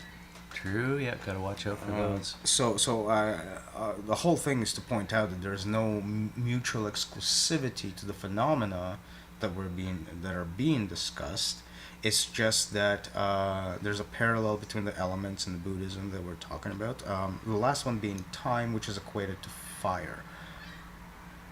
The time burns all things through, if you will. Yeah, through, yeah, all the way through. And Portal Mountain is already ashes. Yeah, that Now was let's get to work. Yep. So yeah, there's your static space. There's your volatile time. You have your consolidation and decay, and neither necessarily is exclusive to the other. A consolidation is a decay is a consolidation. It's the same premise that allows the guild dynamics to build itself up, in that it works entirely on the premise of the consolidation of the guild below is a decay into the guild above, Right. and so on it goes, and so then the labels And this is how you build. This is how you build too. You see what plateaus or platforms or services you have in place, and then consolidate those into something which can decay on a higher layer of abstraction. And so the main template that was basically used to give us functional labels to allow us to identify specific decay to consolidation phenomena for guild dynamics were ones that constricted the activities of the layers below. So note that it starts off with a free-for-all, a literal free-for-all, take care of yourself at the expense of the environment, and then immediately starts to clamp down. Which is what exists right now. Yeah. Largely. And then immediately starts to clamp down as to what are the available avenues to do that. And then in order to expand upon that concept, it starts to clamp down on how to deal with these avenues. and so on it goes. So from environment you have Right. technology. Yes, Technology yes, yes. clamps down on how you deal with the environment. So now we're talking about the specifics of models in how they stack. And this is not attributing to any organizing entity at this point. So we needed to understand the holonic model to begin with, in that this is what a layer is like. You've got something coming up into its archetype, then it's being decaying into all its different types, then those which support those below and above can progress into consolidate into something which decays higher, etc. In fact, the holonic model is a great representation of this decay and consolidation, in that a consolidated archetype decays through a model into a guild of different representations of the same archetype, which then constitute holons, and a holonic which are organism fit for something else. And a holonic organism that is itself one thing to itself, but because it's in a social context of replicants, it becomes another decay into a guild through an archetype, and that's what allows the social operating system to emerge as a next layer. We cut off at that point, not because we can't keep building on that model, but because we're not interested in the next layer, whatever that might be. It's not even worth consideration at this point, because it's resolving the layers that we have and to which we have access to directly. Fundamentals. That's the point of the book, fundamentals. That's all I want. I don't want the going into details. Yeah, the argument is that isomorphism needs to be constrained to this layer, because when it is isomorphic properly, the next layer is simply emergent and is doing what it will be doing. So the concern isn't necessarily to focus on the dream of that and have anxiety over it and regret over not achieving that, saying this is where that kind of conversation is coming from. But to note that such thoughts are anxiety and regret, and are not worth interjecting into the actual isomorphism. Sustaining into the narrative. And this speaks to being in the moment rather being in the dream in a different way. All connects. So I'm not sure if we did totally go through this primordial archetypes and the neurochemical OS as both being addressing psychosis, in other words, the spectrum of stupidity, objectivism and subjectivism. So it's like, from the objectivist viewpoint, you have to acknowledge that there's a horizon beyond which it's simply patterns, and you never will have this perfect you can't probe into those higher patternings, in other words. So it's like the objectivist goes, whoa, what the fuck, all my imperial shit, there's a limit to it, and I found it by modeling myself. So this is either focus on the dream, which has that split between the objectivistic and subjectivistic. Yep, dream psychosis. Versus the moment focus, which has a more immediate raw experience of focus itself. So here's, I think, where we can delineate where there was confusion in, say, Buddhism with regard to insight meditation and loving kindness meditation. I'm not familiar with the argument, but the argument is whether you are capable of arriving at release through rote reasoning, about your subjective Okay. experience, Like and fundamentally and multiple paths. watching it, and in the driest sense possible, with disregard to a reference and to anything else whatsoever. Yeah. Well, And the that's other kind one of is questioned, almost but like it's juxtaposition in the reverse, where it's entirely laced in the it's like subjective experience of others, and trying to objectively slash subjectively interpret it as a manifestation of one's own experiences, and to relate back to it as one unit, if you will, and to expand oneself onto and the experiences of others. I just wanted to As say honestly as it's a possible. common trope to when you extend so far into one extreme of like a dichotomy, you end up at the other end completely. And so that Yes, reminds me of this phenomenon where the Buddhists may say, "Oh, do you have to learn both meditations, or can both get you to the same spot?" Well, if you go And far the- enough one way, and you, the answer you end up is- coming to the other. And the answer is basically maybe. Well, if they're both true, and it's all No. you know, like Is it if you're asking the question, Maybe. if, Well, if it's A, if it's B, or if it's A B, the answer in the Buddhist parlance would be probably. You know what I mean? Like try it. Yeah, like who are you, and how do you do things? Yeah. Will determine Well, a lot of the outcome. So, such an inquiry, is it yes or no, this or that?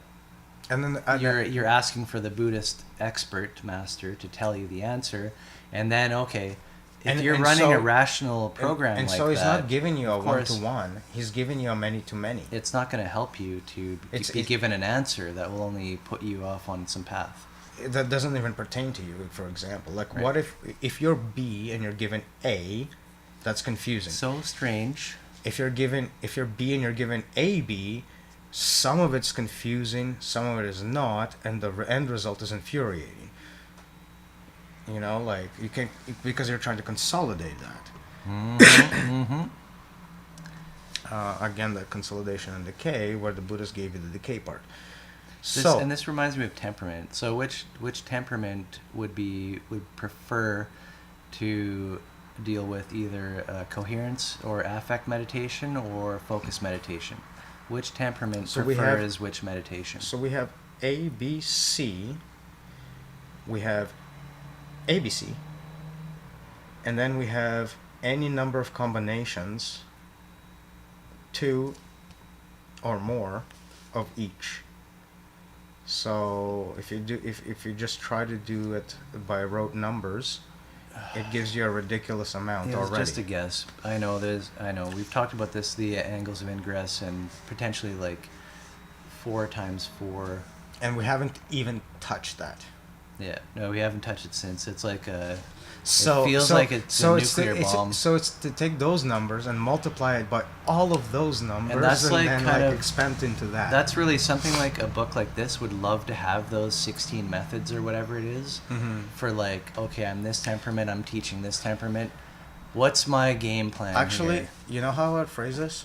It's better to have like the starting point to build out all of these options, to just say how Of to course. roughly connect them all, and then one expand to each on other it in a later book. And so then if you take one of these routes, you can elaborate on it further. But yeah, I think there's so much, like each one would have such a thing to say. This is another example of how the same question has been answered basically the same way in the past. In Buddhist parlance, the question was raised as to how many ways are there into nirvana, and the answer was, well, a number was given, 84,000, but the purpose of having such an inflated number 2,000 or so odd years ago is to give the impression of an unreachable count. Right? Like, we're not talking about people that had computers to record them. And they probably just took all these factors and multiplied them against each other, and then said, "Well, which is what we're doing here. Here's a big number." And you know what? Despite the fact that there is a quantifiability here as to how many, there is no there's no ranking. So the Yeah. point of which is that there is no specific way that is better or worse than Right. any other way, and the concept of expedient means is simply a way to summarize this clusterfuck.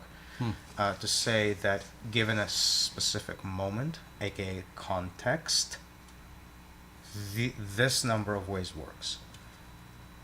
Which one it is impossible to quote unquote predict, because Sure, yeah. the moment is what represents that. It helps for sure. That's like wisdom, teaching wisdom, education wisdom. Yeah, it goes well with the metaphor of having to surf the waves instead of letting the waves overtake you, or fight the current entirely and exhaust yourself until you drown. Right. So skillfully navigating the waves on the said surfboard or whatever Skills are good. will get you to the shore, and the storm is over. Again, metaphor. Don't take it too seriously. So, just to get right back to where we were at with the neurochemical OS, if I may, and the primordial archetypes, I was wondering, as an antidote, quote unquote, to subjectivism and solipsism. So, I know, like with the neural operating system, like I mentioned, I kind of let in. Well, the objectivist has to understand that there's a layer at which science cannot keep investigating in an empirical way.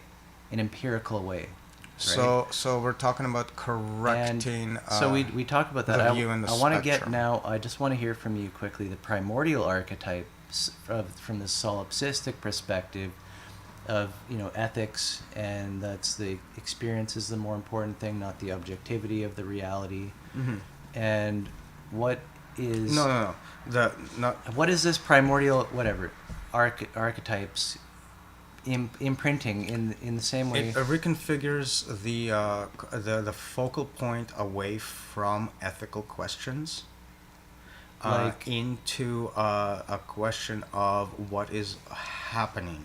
Doesn't it show that there are objective type structures in the order section of that? Like the solipsist may understand more. No, I don't like the word to use. I don't. The reason I don't tend to use the word objective is not because I'm trying to avoid landing on the spectrum itself, but because it doesn't have the same qualities, and in that sense, I'm just trying to set it up. I know my words that I use are completely always off the wall. so instead of objective, there's another word I like to use in its place, is universal. So universal does not have to mean it's objectively true or subjectively true, like pleasure and pain good distinction. being a subjective truth, and the color red being an objective truth, if you will, or the number 5 being an objective truth. So instead of asking the question of what is objectively true, which winds up being a description with symbolic representation elsewhere apart from experience itself, Of course, yeah. or subjectively true, which is a construed amalgamation of a truth through the manipulation of symbolic representations, Right.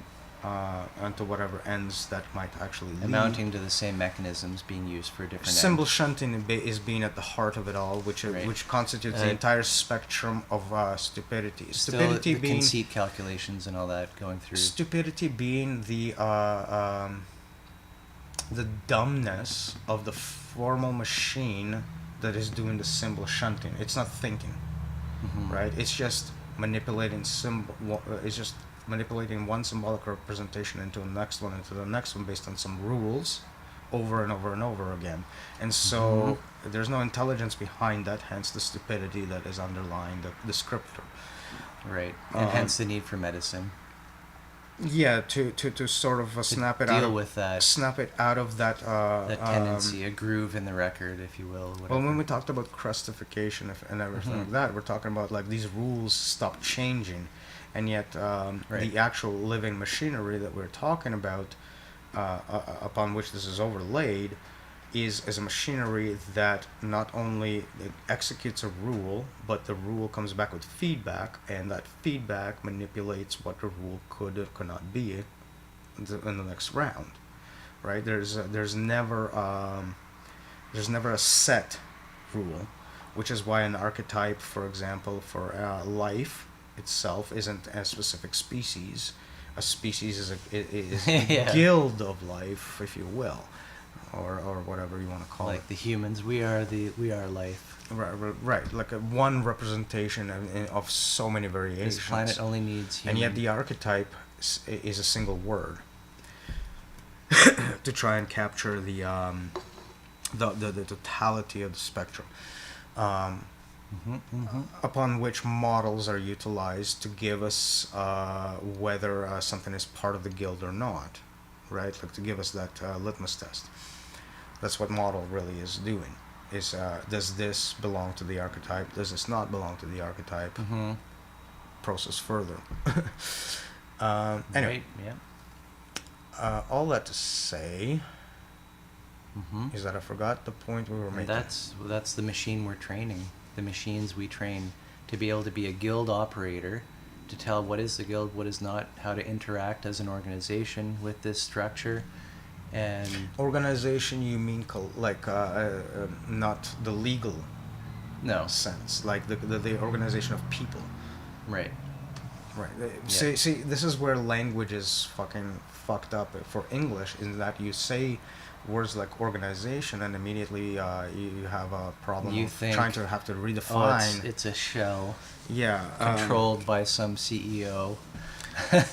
But the converse of that is that you start to talk about community, and you have the immediate reverse reaction of like Ooh. community is something disorganized, is something not Right. worthy of recognition as a whole, Right. because Correct. it's not a governing body of some kind. So there's it's you can't Yep. win. You can't win with these terms. It's tough. It is tough to win. So organization basically means collective, collection. I like to think Yeah. of it. I like to think of it as a replicants. It does have that lifeless connotation to it, but for what we're talking about, we're not trying to just delineate between Well, life and death so much This is as we're always trying the to it's always the replicate, problem.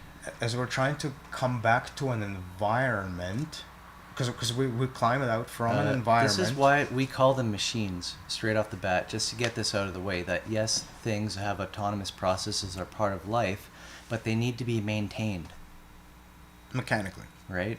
It has to be maintained. materialistically. So it's not a bad thing that something is some piece of culture is operating in a static sort of way. Yeah.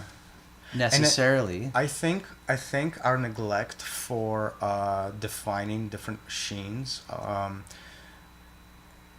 and then jumping straight into discussions about the corporation and the state and the fiat that is manifested out of that interplay, caused us to paint the picture of the machine being a very robotic sort of entity that somehow is, again, taking on faith, is to believe to exist above the human. And for the longest time, I think it sufficed us because we're comfortable with the idea of, as soon as we see humanity, we see machinery, and so we try to like To manipulate. exist upon the human? Is that what you said? No. I kind of got lost. So we left the way we discuss machinery, or the machine, for the longest time consisted of the market machine. Right. So bad connotation. So bad connotation. sounds and bad. the impression of lifelessness, so robotic. Right. algorithmic and all of that stuff. It's appropriate for ego, but all the other machines and everything, they don't So need those connotations. we implicitly knew that there are variation to this theme, but we never discussed them. So it might not be Right. seen like that. Yeah. That our thinking involved a concept of And a machine that I is was not gonna exactly say- what people think. It's always, we encounter this difficulty because I think in order to understand the negative side, you need to have a model of it. And that model of it implies like the positive part of the model and the negative part of the model, right? So it's like, And even and on top of that, to articulate the positive side, it has to be in reference to the negative. So you have to go negative Right. first. right, yeah. Yeah, so that's always a difficulty in presentation, that Mhm. things seem more negative or evil, but actually you need to supply the model, and it helps especially to show where it's breaking.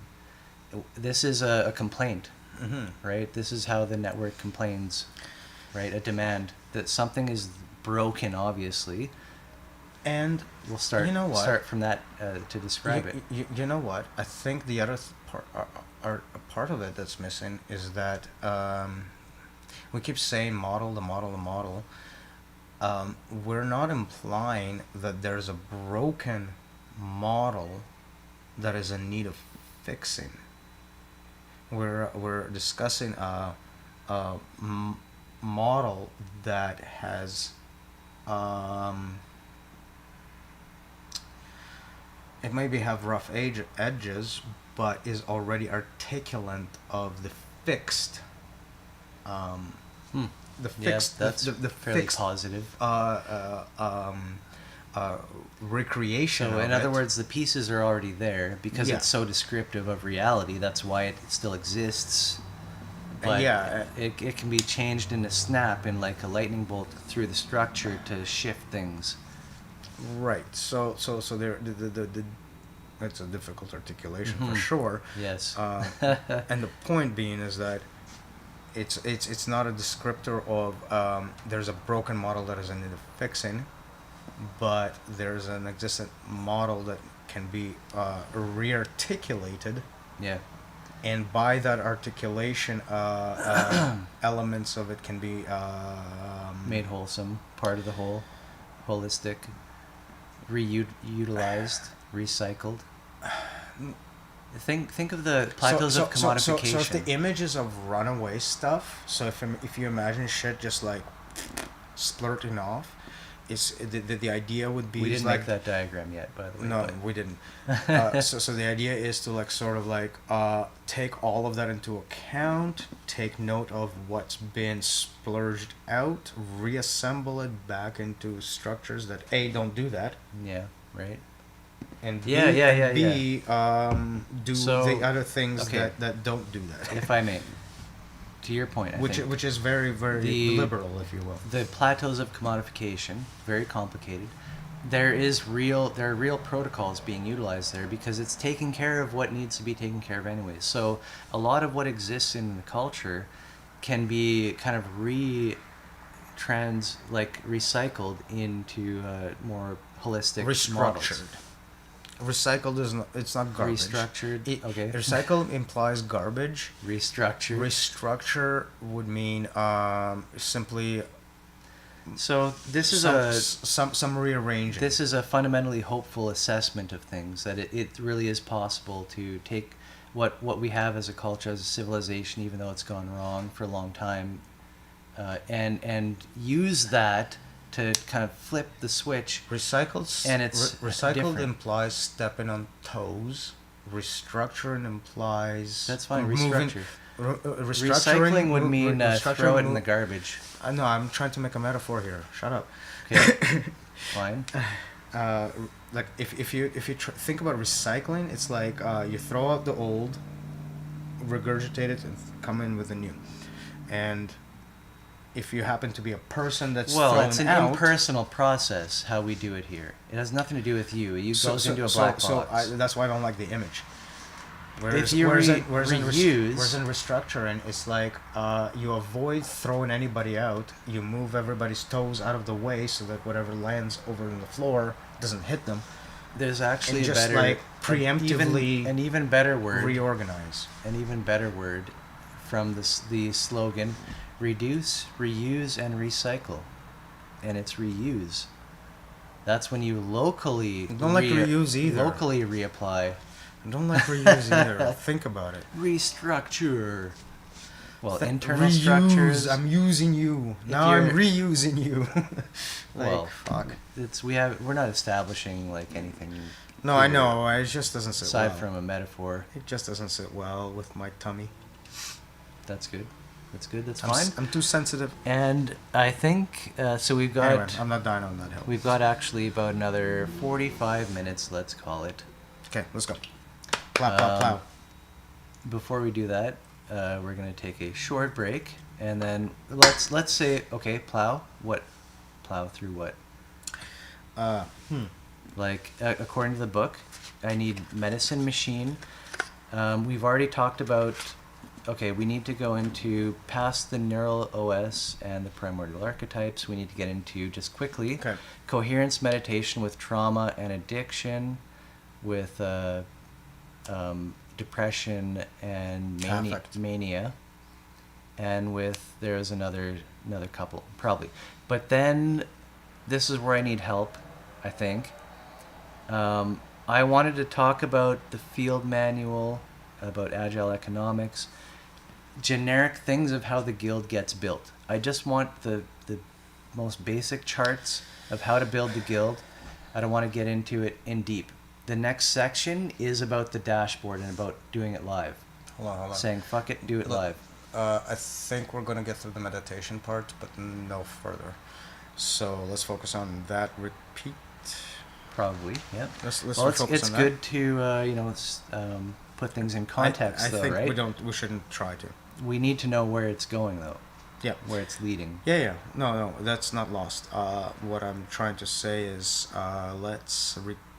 No, I like it. Yeah, let's focus on coherence meditation, coherence affect, and Because- trauma and addiction and all this stuff before we get into this, we've been calling social. Right? So this is the self, before we do anything and then the else, social when part we of come medicine. back, I want your take on trauma and addiction, and Yeah. because Okay. I don't have enough of the platform to run on, Yep. to combine the existing thoughts with what you're about to say. So Okay. Good, yes. And it's all about sweeping out, the medicine sweeps out the cruft of trauma the ego. and Addiction. Yeah. so addiction is neurosis. Well, Trauma is psychosis. I guess in trauma I was thinking about aversion. You know Yeah. how trauma usually makes you averse. So So the this idea- this the- may be an effective Okay. type. I just threw that's that where I was at going. you. I just threw it at you Okay, and we because got. that's I what caught it. thought of. I caught that. So with that, we shall be right back, people.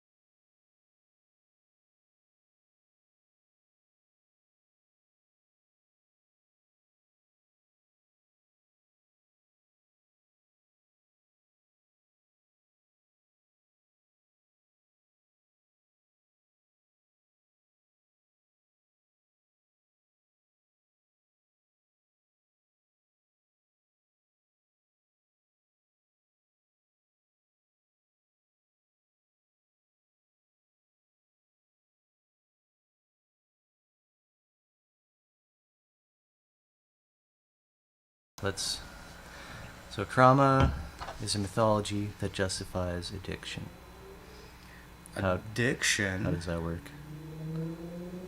We're still on break, by the way. Yeah. So trauma justifies the addiction. So that means trauma is the narrative that has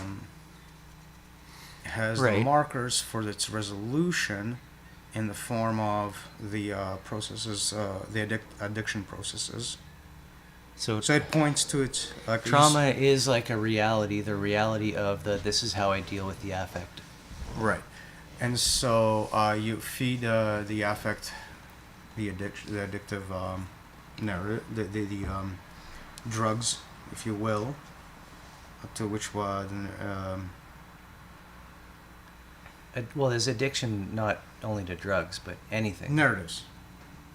Dopamine addiction is to narratives. It's not Right. The symbol or the signal set is irrelevant. Right, artificial or not, it's a dopamine hit. Intensity is a different matter, of course.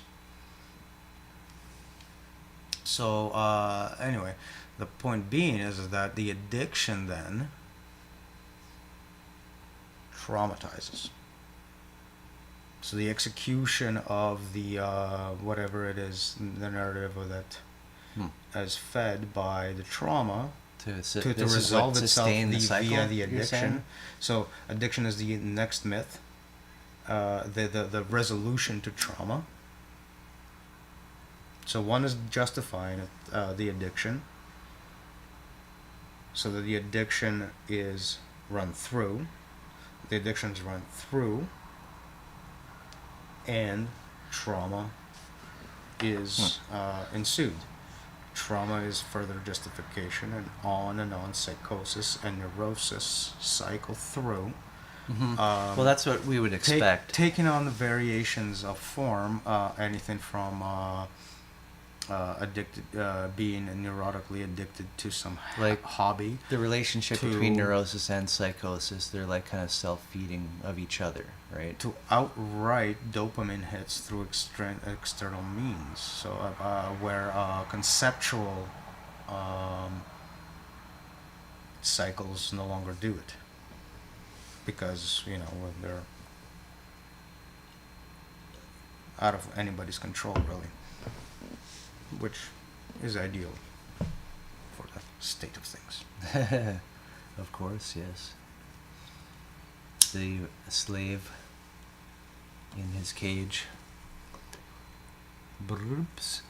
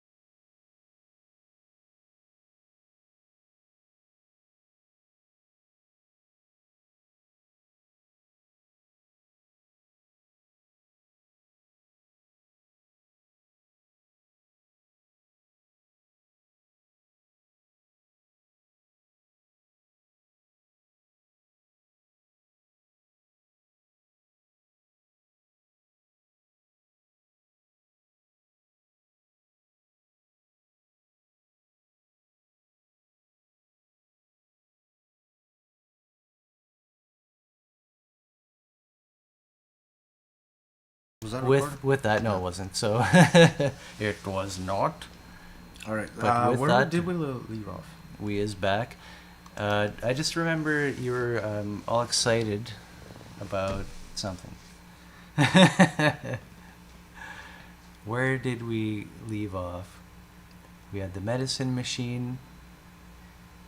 I was talking about how the machines that we've portrayed so far have seemed very robotic because we've focused a lot on the market machine, Right. while not really describing the aspects of the polymorphic machine to which all the Polymorphic other machine, all the which is other a machine- synonym for what I've in the book called as self-reference machine, which is self-reference plus medicine, I would say, because it's embedded in there. Sure. Yeah, Um, yeah. And that's all fine. it- Like it's like because the of the ego has morphing. its market and every machines are parts of machines and Sure, Stacking. but what I meant is that the self-reference, being in the Yes. polyglottic quine sort of it must have that environment. tendency to trip Adopt. back towards the chaos of the whole what it comes in contact with. to represent come back out of its representations back in to sense its own chaos. No. The- Oh, sorry, not no, but When- but with what any I'm ma- just, any I'm trying to machine get to is machine that adaptation. processes, I'm just trying to get yes, to adaptation. where you have a crustification of a routine, a code, a method, Yeah. whatever. So Right, these things have to be movable. Right. So, with a market machine, the distinction is that it tends to be solidified, crustified, and like it changes. Well, it's based on its affect, based on the ego, reward punishment by Which its nature. That it's this- based on that, except its context is entirely removed through currency. Right? Like it doesn't have a landing strip to ground itself on. Hence, it's in the sky and all of that stuff. Well, isn't currency the representation of reward and punishment? If you get or you have to pay. Right. Currency. Because currency is the only means of reward and punishment, it means context is irrelevant. Mm-hmm. So, Mm-hmm. keep guiding. Well, I'm always happy to just chill out, mellow out. I know we've got about half hour left in this whole thing, and I do want to try to at least do more 10 more minutes We've of it. only been talking about the first bits of this medicine machine section. Yeah. A few meditations. In fact, the first meditation, the feedback meditation, just to introduce the holonic model. And then we have another meditation called Focus to deal with the spectrum of stupidity and the psychosis, the objectivism and solipsism, we provide maps at that point, the neurochemical OS, the primordial archetypes, and then the next meditation we introduce Affect the meditation. coherence affect meditation, which is then dealing with the trauma, addiction, the depression, the mania, all these kind of affect narrative torrents. Okay, depression, mania. And this is as far You as didn't we mention thought we those. were going to go Okay. to this whole section. You I know think. what? We weren't going to we're- get into guild organization and all that. We're not kinda- going to get into anything else. No. We're going to describe depression. We're going to describe mania, and we're going to No. end on the note of where the meditations are supposed to help. Because part of the problem is that Yep. focus itself. Okay, to give you an idea of how I've been thinking about it. Depression and mania. So, the division between So mind, focus, this is for psychosis. so mind and heart, right? Mind, focus, heart, affect, right? Affect, narrative, focus, raw. Heart affect. Okay, so like a mind, body, mind, heart.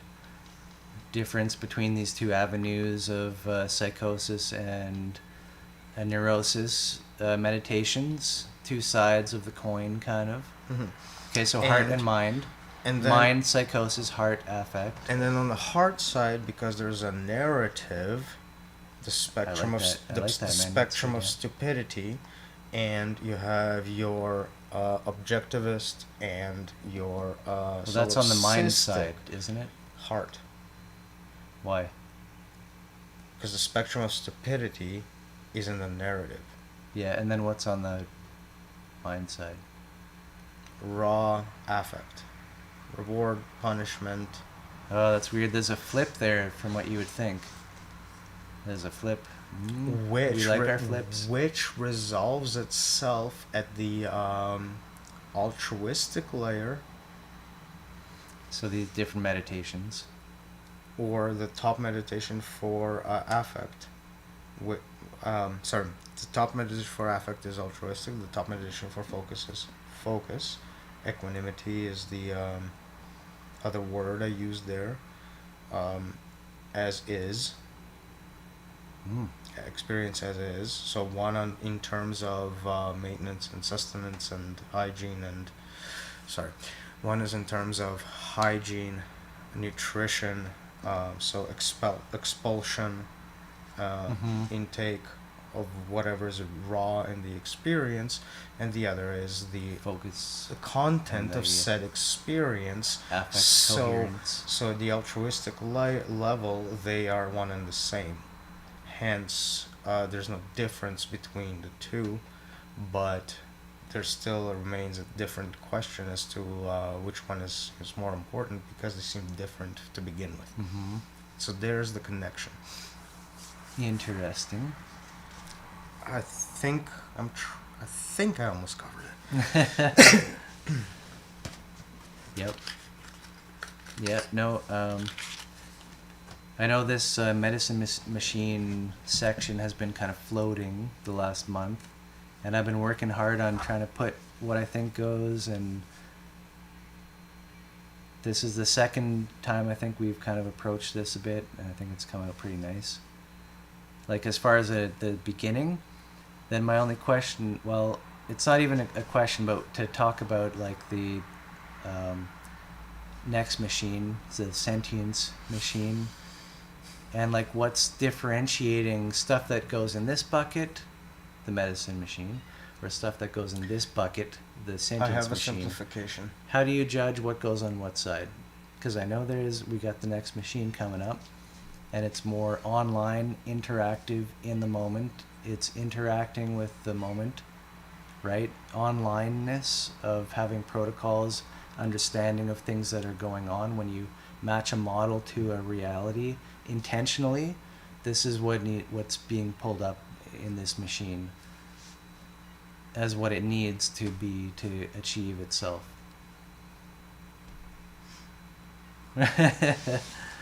Yep. Next, it's this.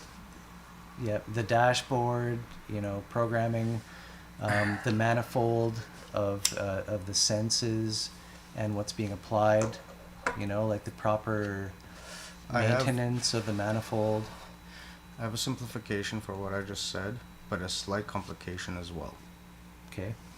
So, I was talking about how to relate to the narrative in the altruistic sense through starting off with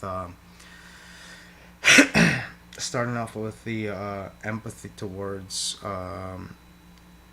any narrative, and in a passive sense, and then closing off with the active empathy from an active sense. Passive and active. Yeah, and then to get to that, there's two corresponding layers of sympathetic reward and sympathetic punishment as a participation in the other person's narrative for the empathy to actually make any sense. Yep. And I know you could say a million words right now to keep that going, and I think that it feels to me like a matrix of variables coming together, and you could just articulate from this perspective, that perspective, and it sounds a little different here and there, and I think that should be part of it, though. So, yes. The point I was trying to raise is that because of the narrative factor, the subjectivity spectrum is actually where one does synchronic correspondence with the ideology. So if you look at the ideology as a thunderbolt going moment by moment in a storm of subjectivity, with the corners being religion, science, with gravitational pulls, if you will. Like, it's all metaphorical, obviously. And then you have your philosophy and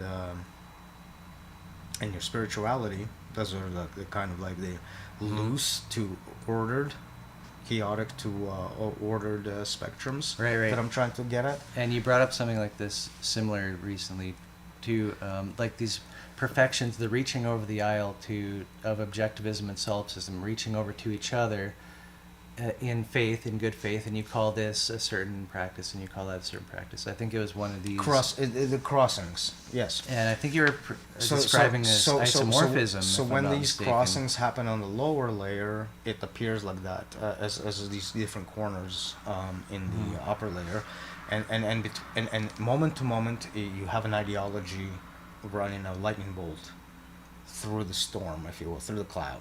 Sure, Different yeah. lightning bolts. Continuous ones, one that feeds off the previous. And this is reflecting in context too.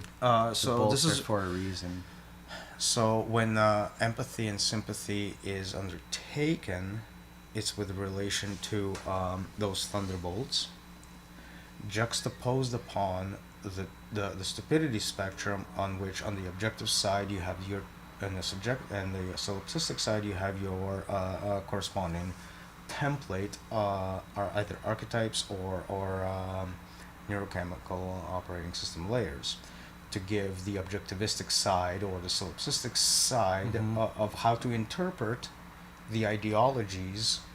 So how to intercept it synchronically, Right. despite its own ongoing narrative and self-feeding mechanisms, how to intercept it in that layer. So that's kind of like how I see the meditations, just justified as taking on this template, taking on that template, and then using breath, and then using affect programs, if you will, at this point, methods, programs, if you will, to get that done. Mm-hmm. So yeah, that's Nice. the latest and greatest from my mindset. Yeah, it makes sense to break things into like yin and yang type of apprehensions, and even then the yin itself split into yin and yang, and the yang split it into yin and yang, right? Like the temperaments, like you don't have to go that complicated, but to have this understanding of duality, I guess. Did you notice how it just flows from academics straight into the perceptive mechanics and then right back into it? Which one? What does that? What I just said, because it's the connection of narratives in the affect chart, which is the model, the standard model, memetics of how they're fed through. The narratives are constructed into mythological entities and become these playing field on the spectrum of stupidity, and further this subjectivity, and then it all comes myths. back down to through the affect system again. Like if you work hard, you will be rewarded. And where altruism just like undercuts all of that. Like I'm thinking this is the bridging explanation. Right. Because the only reason that's there is because people feel greedy for themselves in a future state, to feel pleasure or to avoid pain. That's all it is. That's what's constructing civilization as it's known. We're all doing that. not all of us, literally, but the tides can turn and awareness can come I am. for a guild type of... I'll say it right now. I am. The reason being is because if I don't, I'll be fucking steamrolled, and Well, I won't be here to speak tomorrow. yes, of course. We are all I'm not subject dumb. to the machine. We all bow down. We supplicate. Yeah, We so suck the iron rod. I do have the ability to respond, but that response doesn't have to be a complete rebellion. Specifically. Well, this is a whole to the discussion of transformation to me. That these things get, what was your word? Not recycled. Transformed. See? Transformation. It's a positive word. It's using what exists to build what exists even better. And especially in talking about aligning isomorphisms along a stack, an existing quote-unquote stack, right? Just snapping just this way a little bit, and then suddenly, it's part of a living thing, which is now a living process, not a dead structure, right? You know what's interesting? In the same format in which Transformation. Externalization is working by,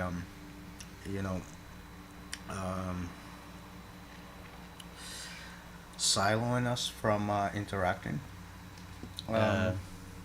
Yes, narrowing the potential of It Yeah. gives a false perspective is in the sense that a single activity is for a single purpose. So you know how you are part of a process which is disconnected from other processes, which is disconnected from other right. processes. Yeah, And so for you the view process for itself, in and of itself, its own purpose is that of itself. and so you view activities in the wild, if you will, in in the same distinctions.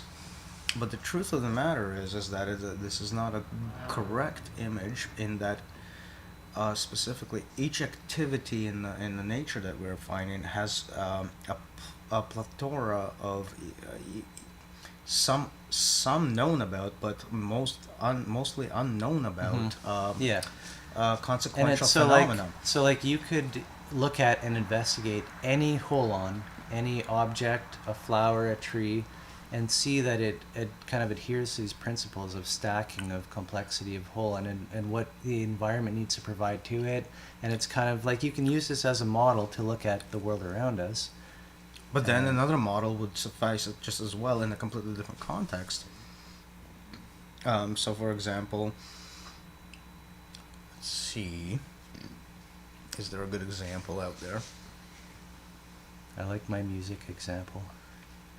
The symphony, the harmony, the orchestra. Well, That's going to make it into the book, by the way, definitely. My original thinking was something along the lines of if you feed somebody, you're not only satiating their hunger, you're also satiating their mood, potentially their reactions towards others moving forward, at least towards a few hours, and so on and so forth. Yeah, I have a story. There's this multiplicity to outcomes from actions, and the only reason I mention this is I don't want to. Feeding is charity. It doesn't have to come with empowerment at all. And I wasn't even thinking about charity. And you can become dependent upon that feeding. Feed people, feed the charity, right? Without being able to, teach you how to grow your own food. Any service supplied should come with, here's how I'm supplying this. Well, this is a different... That's the loop. That's a different tangent. And that has to be part of diplomacy for the guild. To trade with people. To show you, I'm trading, but this is how I'm doing it. Kind of thing, and everybody should be doing it. Right? This kind of open sourced idea of economics. I hate that term because it was used to do the thing that compete, it's not. To compete with free software. Right. Free, One it's free. one was about Free Willy. one was about the policy of restricting usage in terms of sharing. So usage was predicated on you share, with caveats, of course. So like this is And the important other to the one, guild too, like and the other one was how just like, protocols should be open, just free protocols, right? and the other idea is Not that open source, but free. take and exploit and then hide away all the exploitations. So and then, define free as far as a protocol, say a card, an index card with a protocol on it. How is this So, free? free. It's open source. Free. But is it free? Okay. The way to the way to properly understand this is to understand that this has to do with momentum. Basically, Emergence, where you're coming from. essentially speaking, is that if a momentum bootstrapped,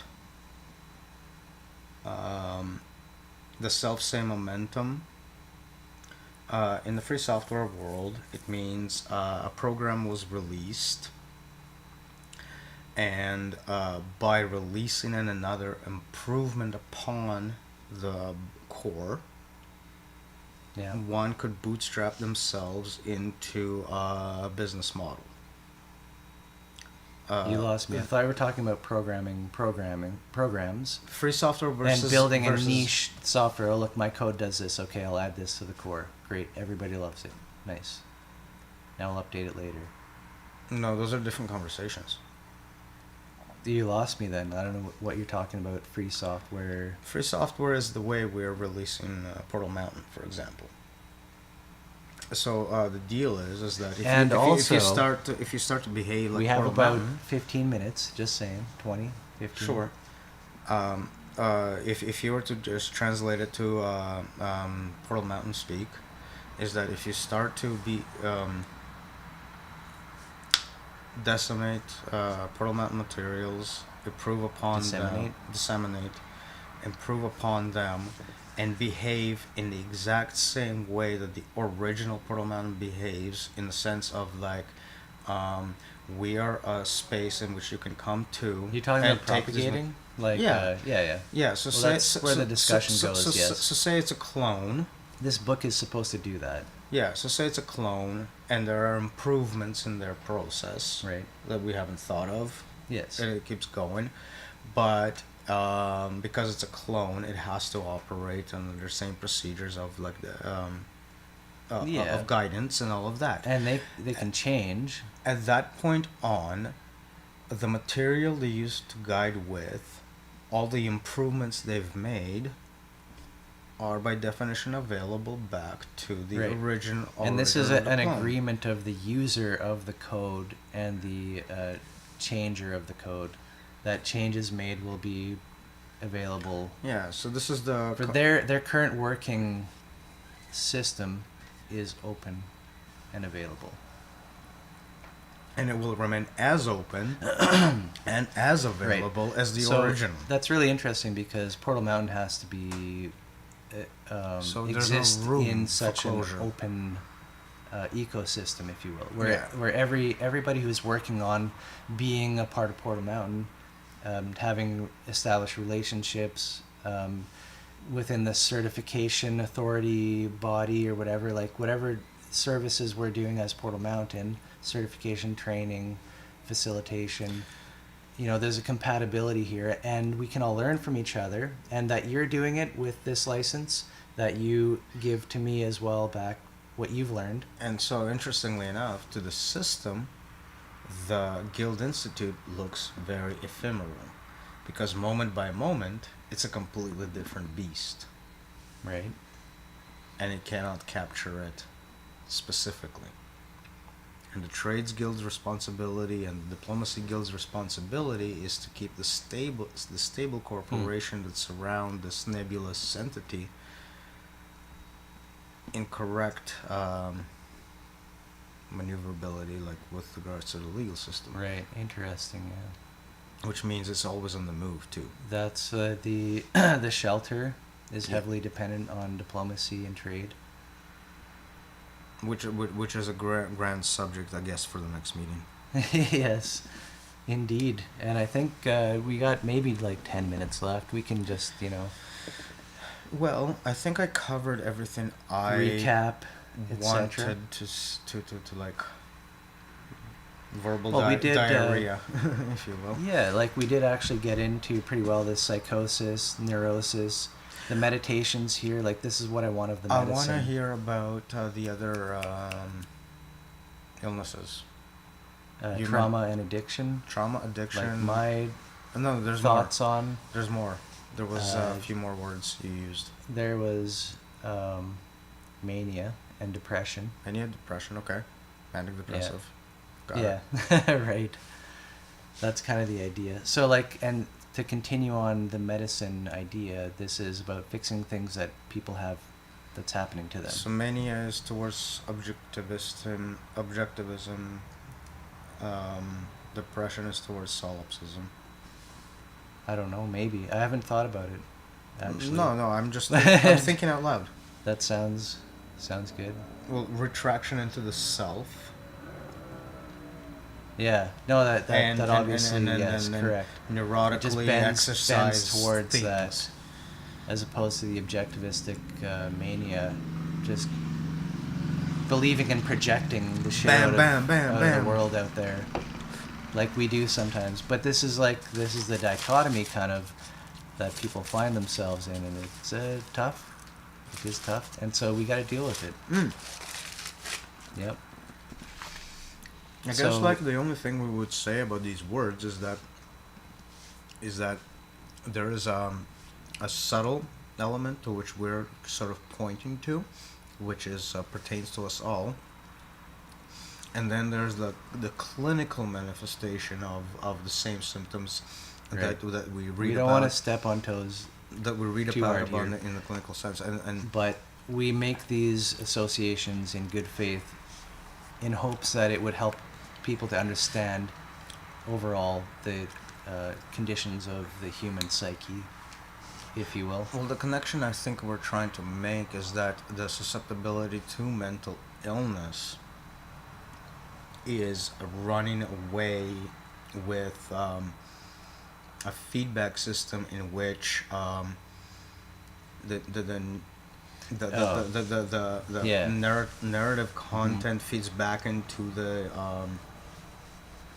moment, and it's all latched in this agency, and then market agency, and then by the time we call it something clinical, it's like an exponential variant of the very same phenomenon we actually all experience and can relate to.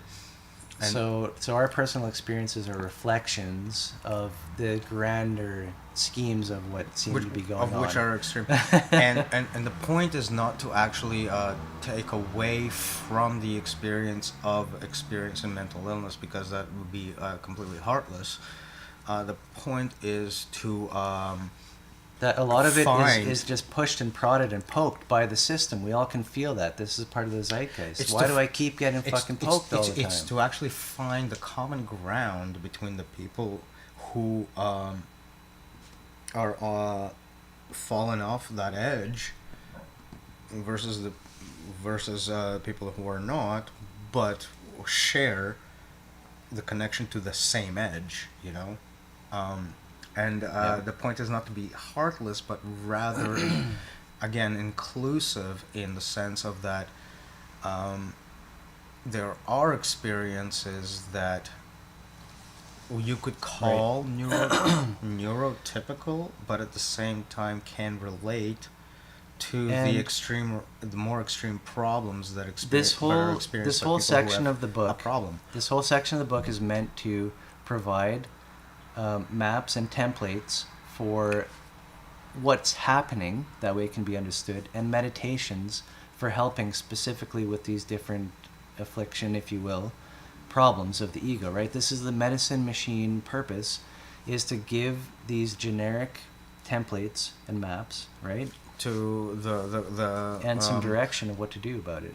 To the mechanisms that are already accepted to be what ego is doing. So the ego is burning its flame, revolving, revolutionizing itself, scraping towards the top. All Clawing. of these types of things are essentially are outflows Pardon? outflows into the subjective arena of ideology and Yep. the next step forward. Um, And you feel it when somebody's so if the next step scratching and forward clawing is you down. so if the next step forward isn't yet another transaction, the self same repetitive cycle inadvertently leaves hollowness inside by being exactly the same as it always was. Hmm. That's Damn. an interesting connection, but cool anyway.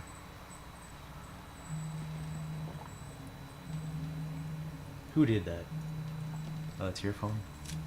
Oh, Let's get going. you're getting the call. Let's get going. Well, with that, I believe we have, kind of schmoozed out at least the beginning part of this medicine machine chapter. I think we nailed some things down pretty well. Yeah. We didn't get into like the guild organizational stuff, which I think belongs here. And then also... Which builds off of focus, which we did get into. And also, the next section, I don't think we didn't touch with the dashboard and all that kind of stuff, and the onlineness and the what I meant by cybernetics as the proper manifold, mind-body manifold, maintenance of the manifold, apprehension of the manifold, and this kind of like... well, that's the sentient machine discussion. Yeah. With the domain language and all of that stuff. Right. Being able to like... more intentionally overlay model to what's going on and like really like calculate it like that, which is to repeat the very same articulation back into the processing model that ensues after the fact. It's just a stepping up of the same pattern, same pattern, up and up, up and up, and away we go. So quick comment. Yes, connection. Make comments. There is no difference between focus meditation by name and affect meditation. Affect meditation is a focus meditation that has more to it because of the narrative component, and so it splits out into empathy and sympathy. Right, it's like focusing on this conceit calculation. Yeah, and so more. Focus is enacted a little bit indirectly in that it's in reference to these things, whereas on the flip side, it is directly tackled as is, and that is the point of the whole breath meditation, mimetically speaking. I don't know of a better one, but so is that the affect side or the focus side? So the breath meditation. Breath meditation is on the focus side, because it's directly focused. So breathe in, sustenance. Breathe out. Yeah. Hygiene. Comfort maintenance. And then fitness as stability. And this is like taking control, active control over a process that normally is already done lower. And so but now you're taking control of it, and you're trying to map what's done lower to make you comfortable all the time. And as you become uncomfortable, I'm breathing too fast, I'm breathing too slow. But I know hygiene, I am the one that's controlling the breathing in and out. And now I can see, okay, but the natural way is already doing this in me. It's a lower layer, physiological type thing. And now I'm mapping within the neurological, right?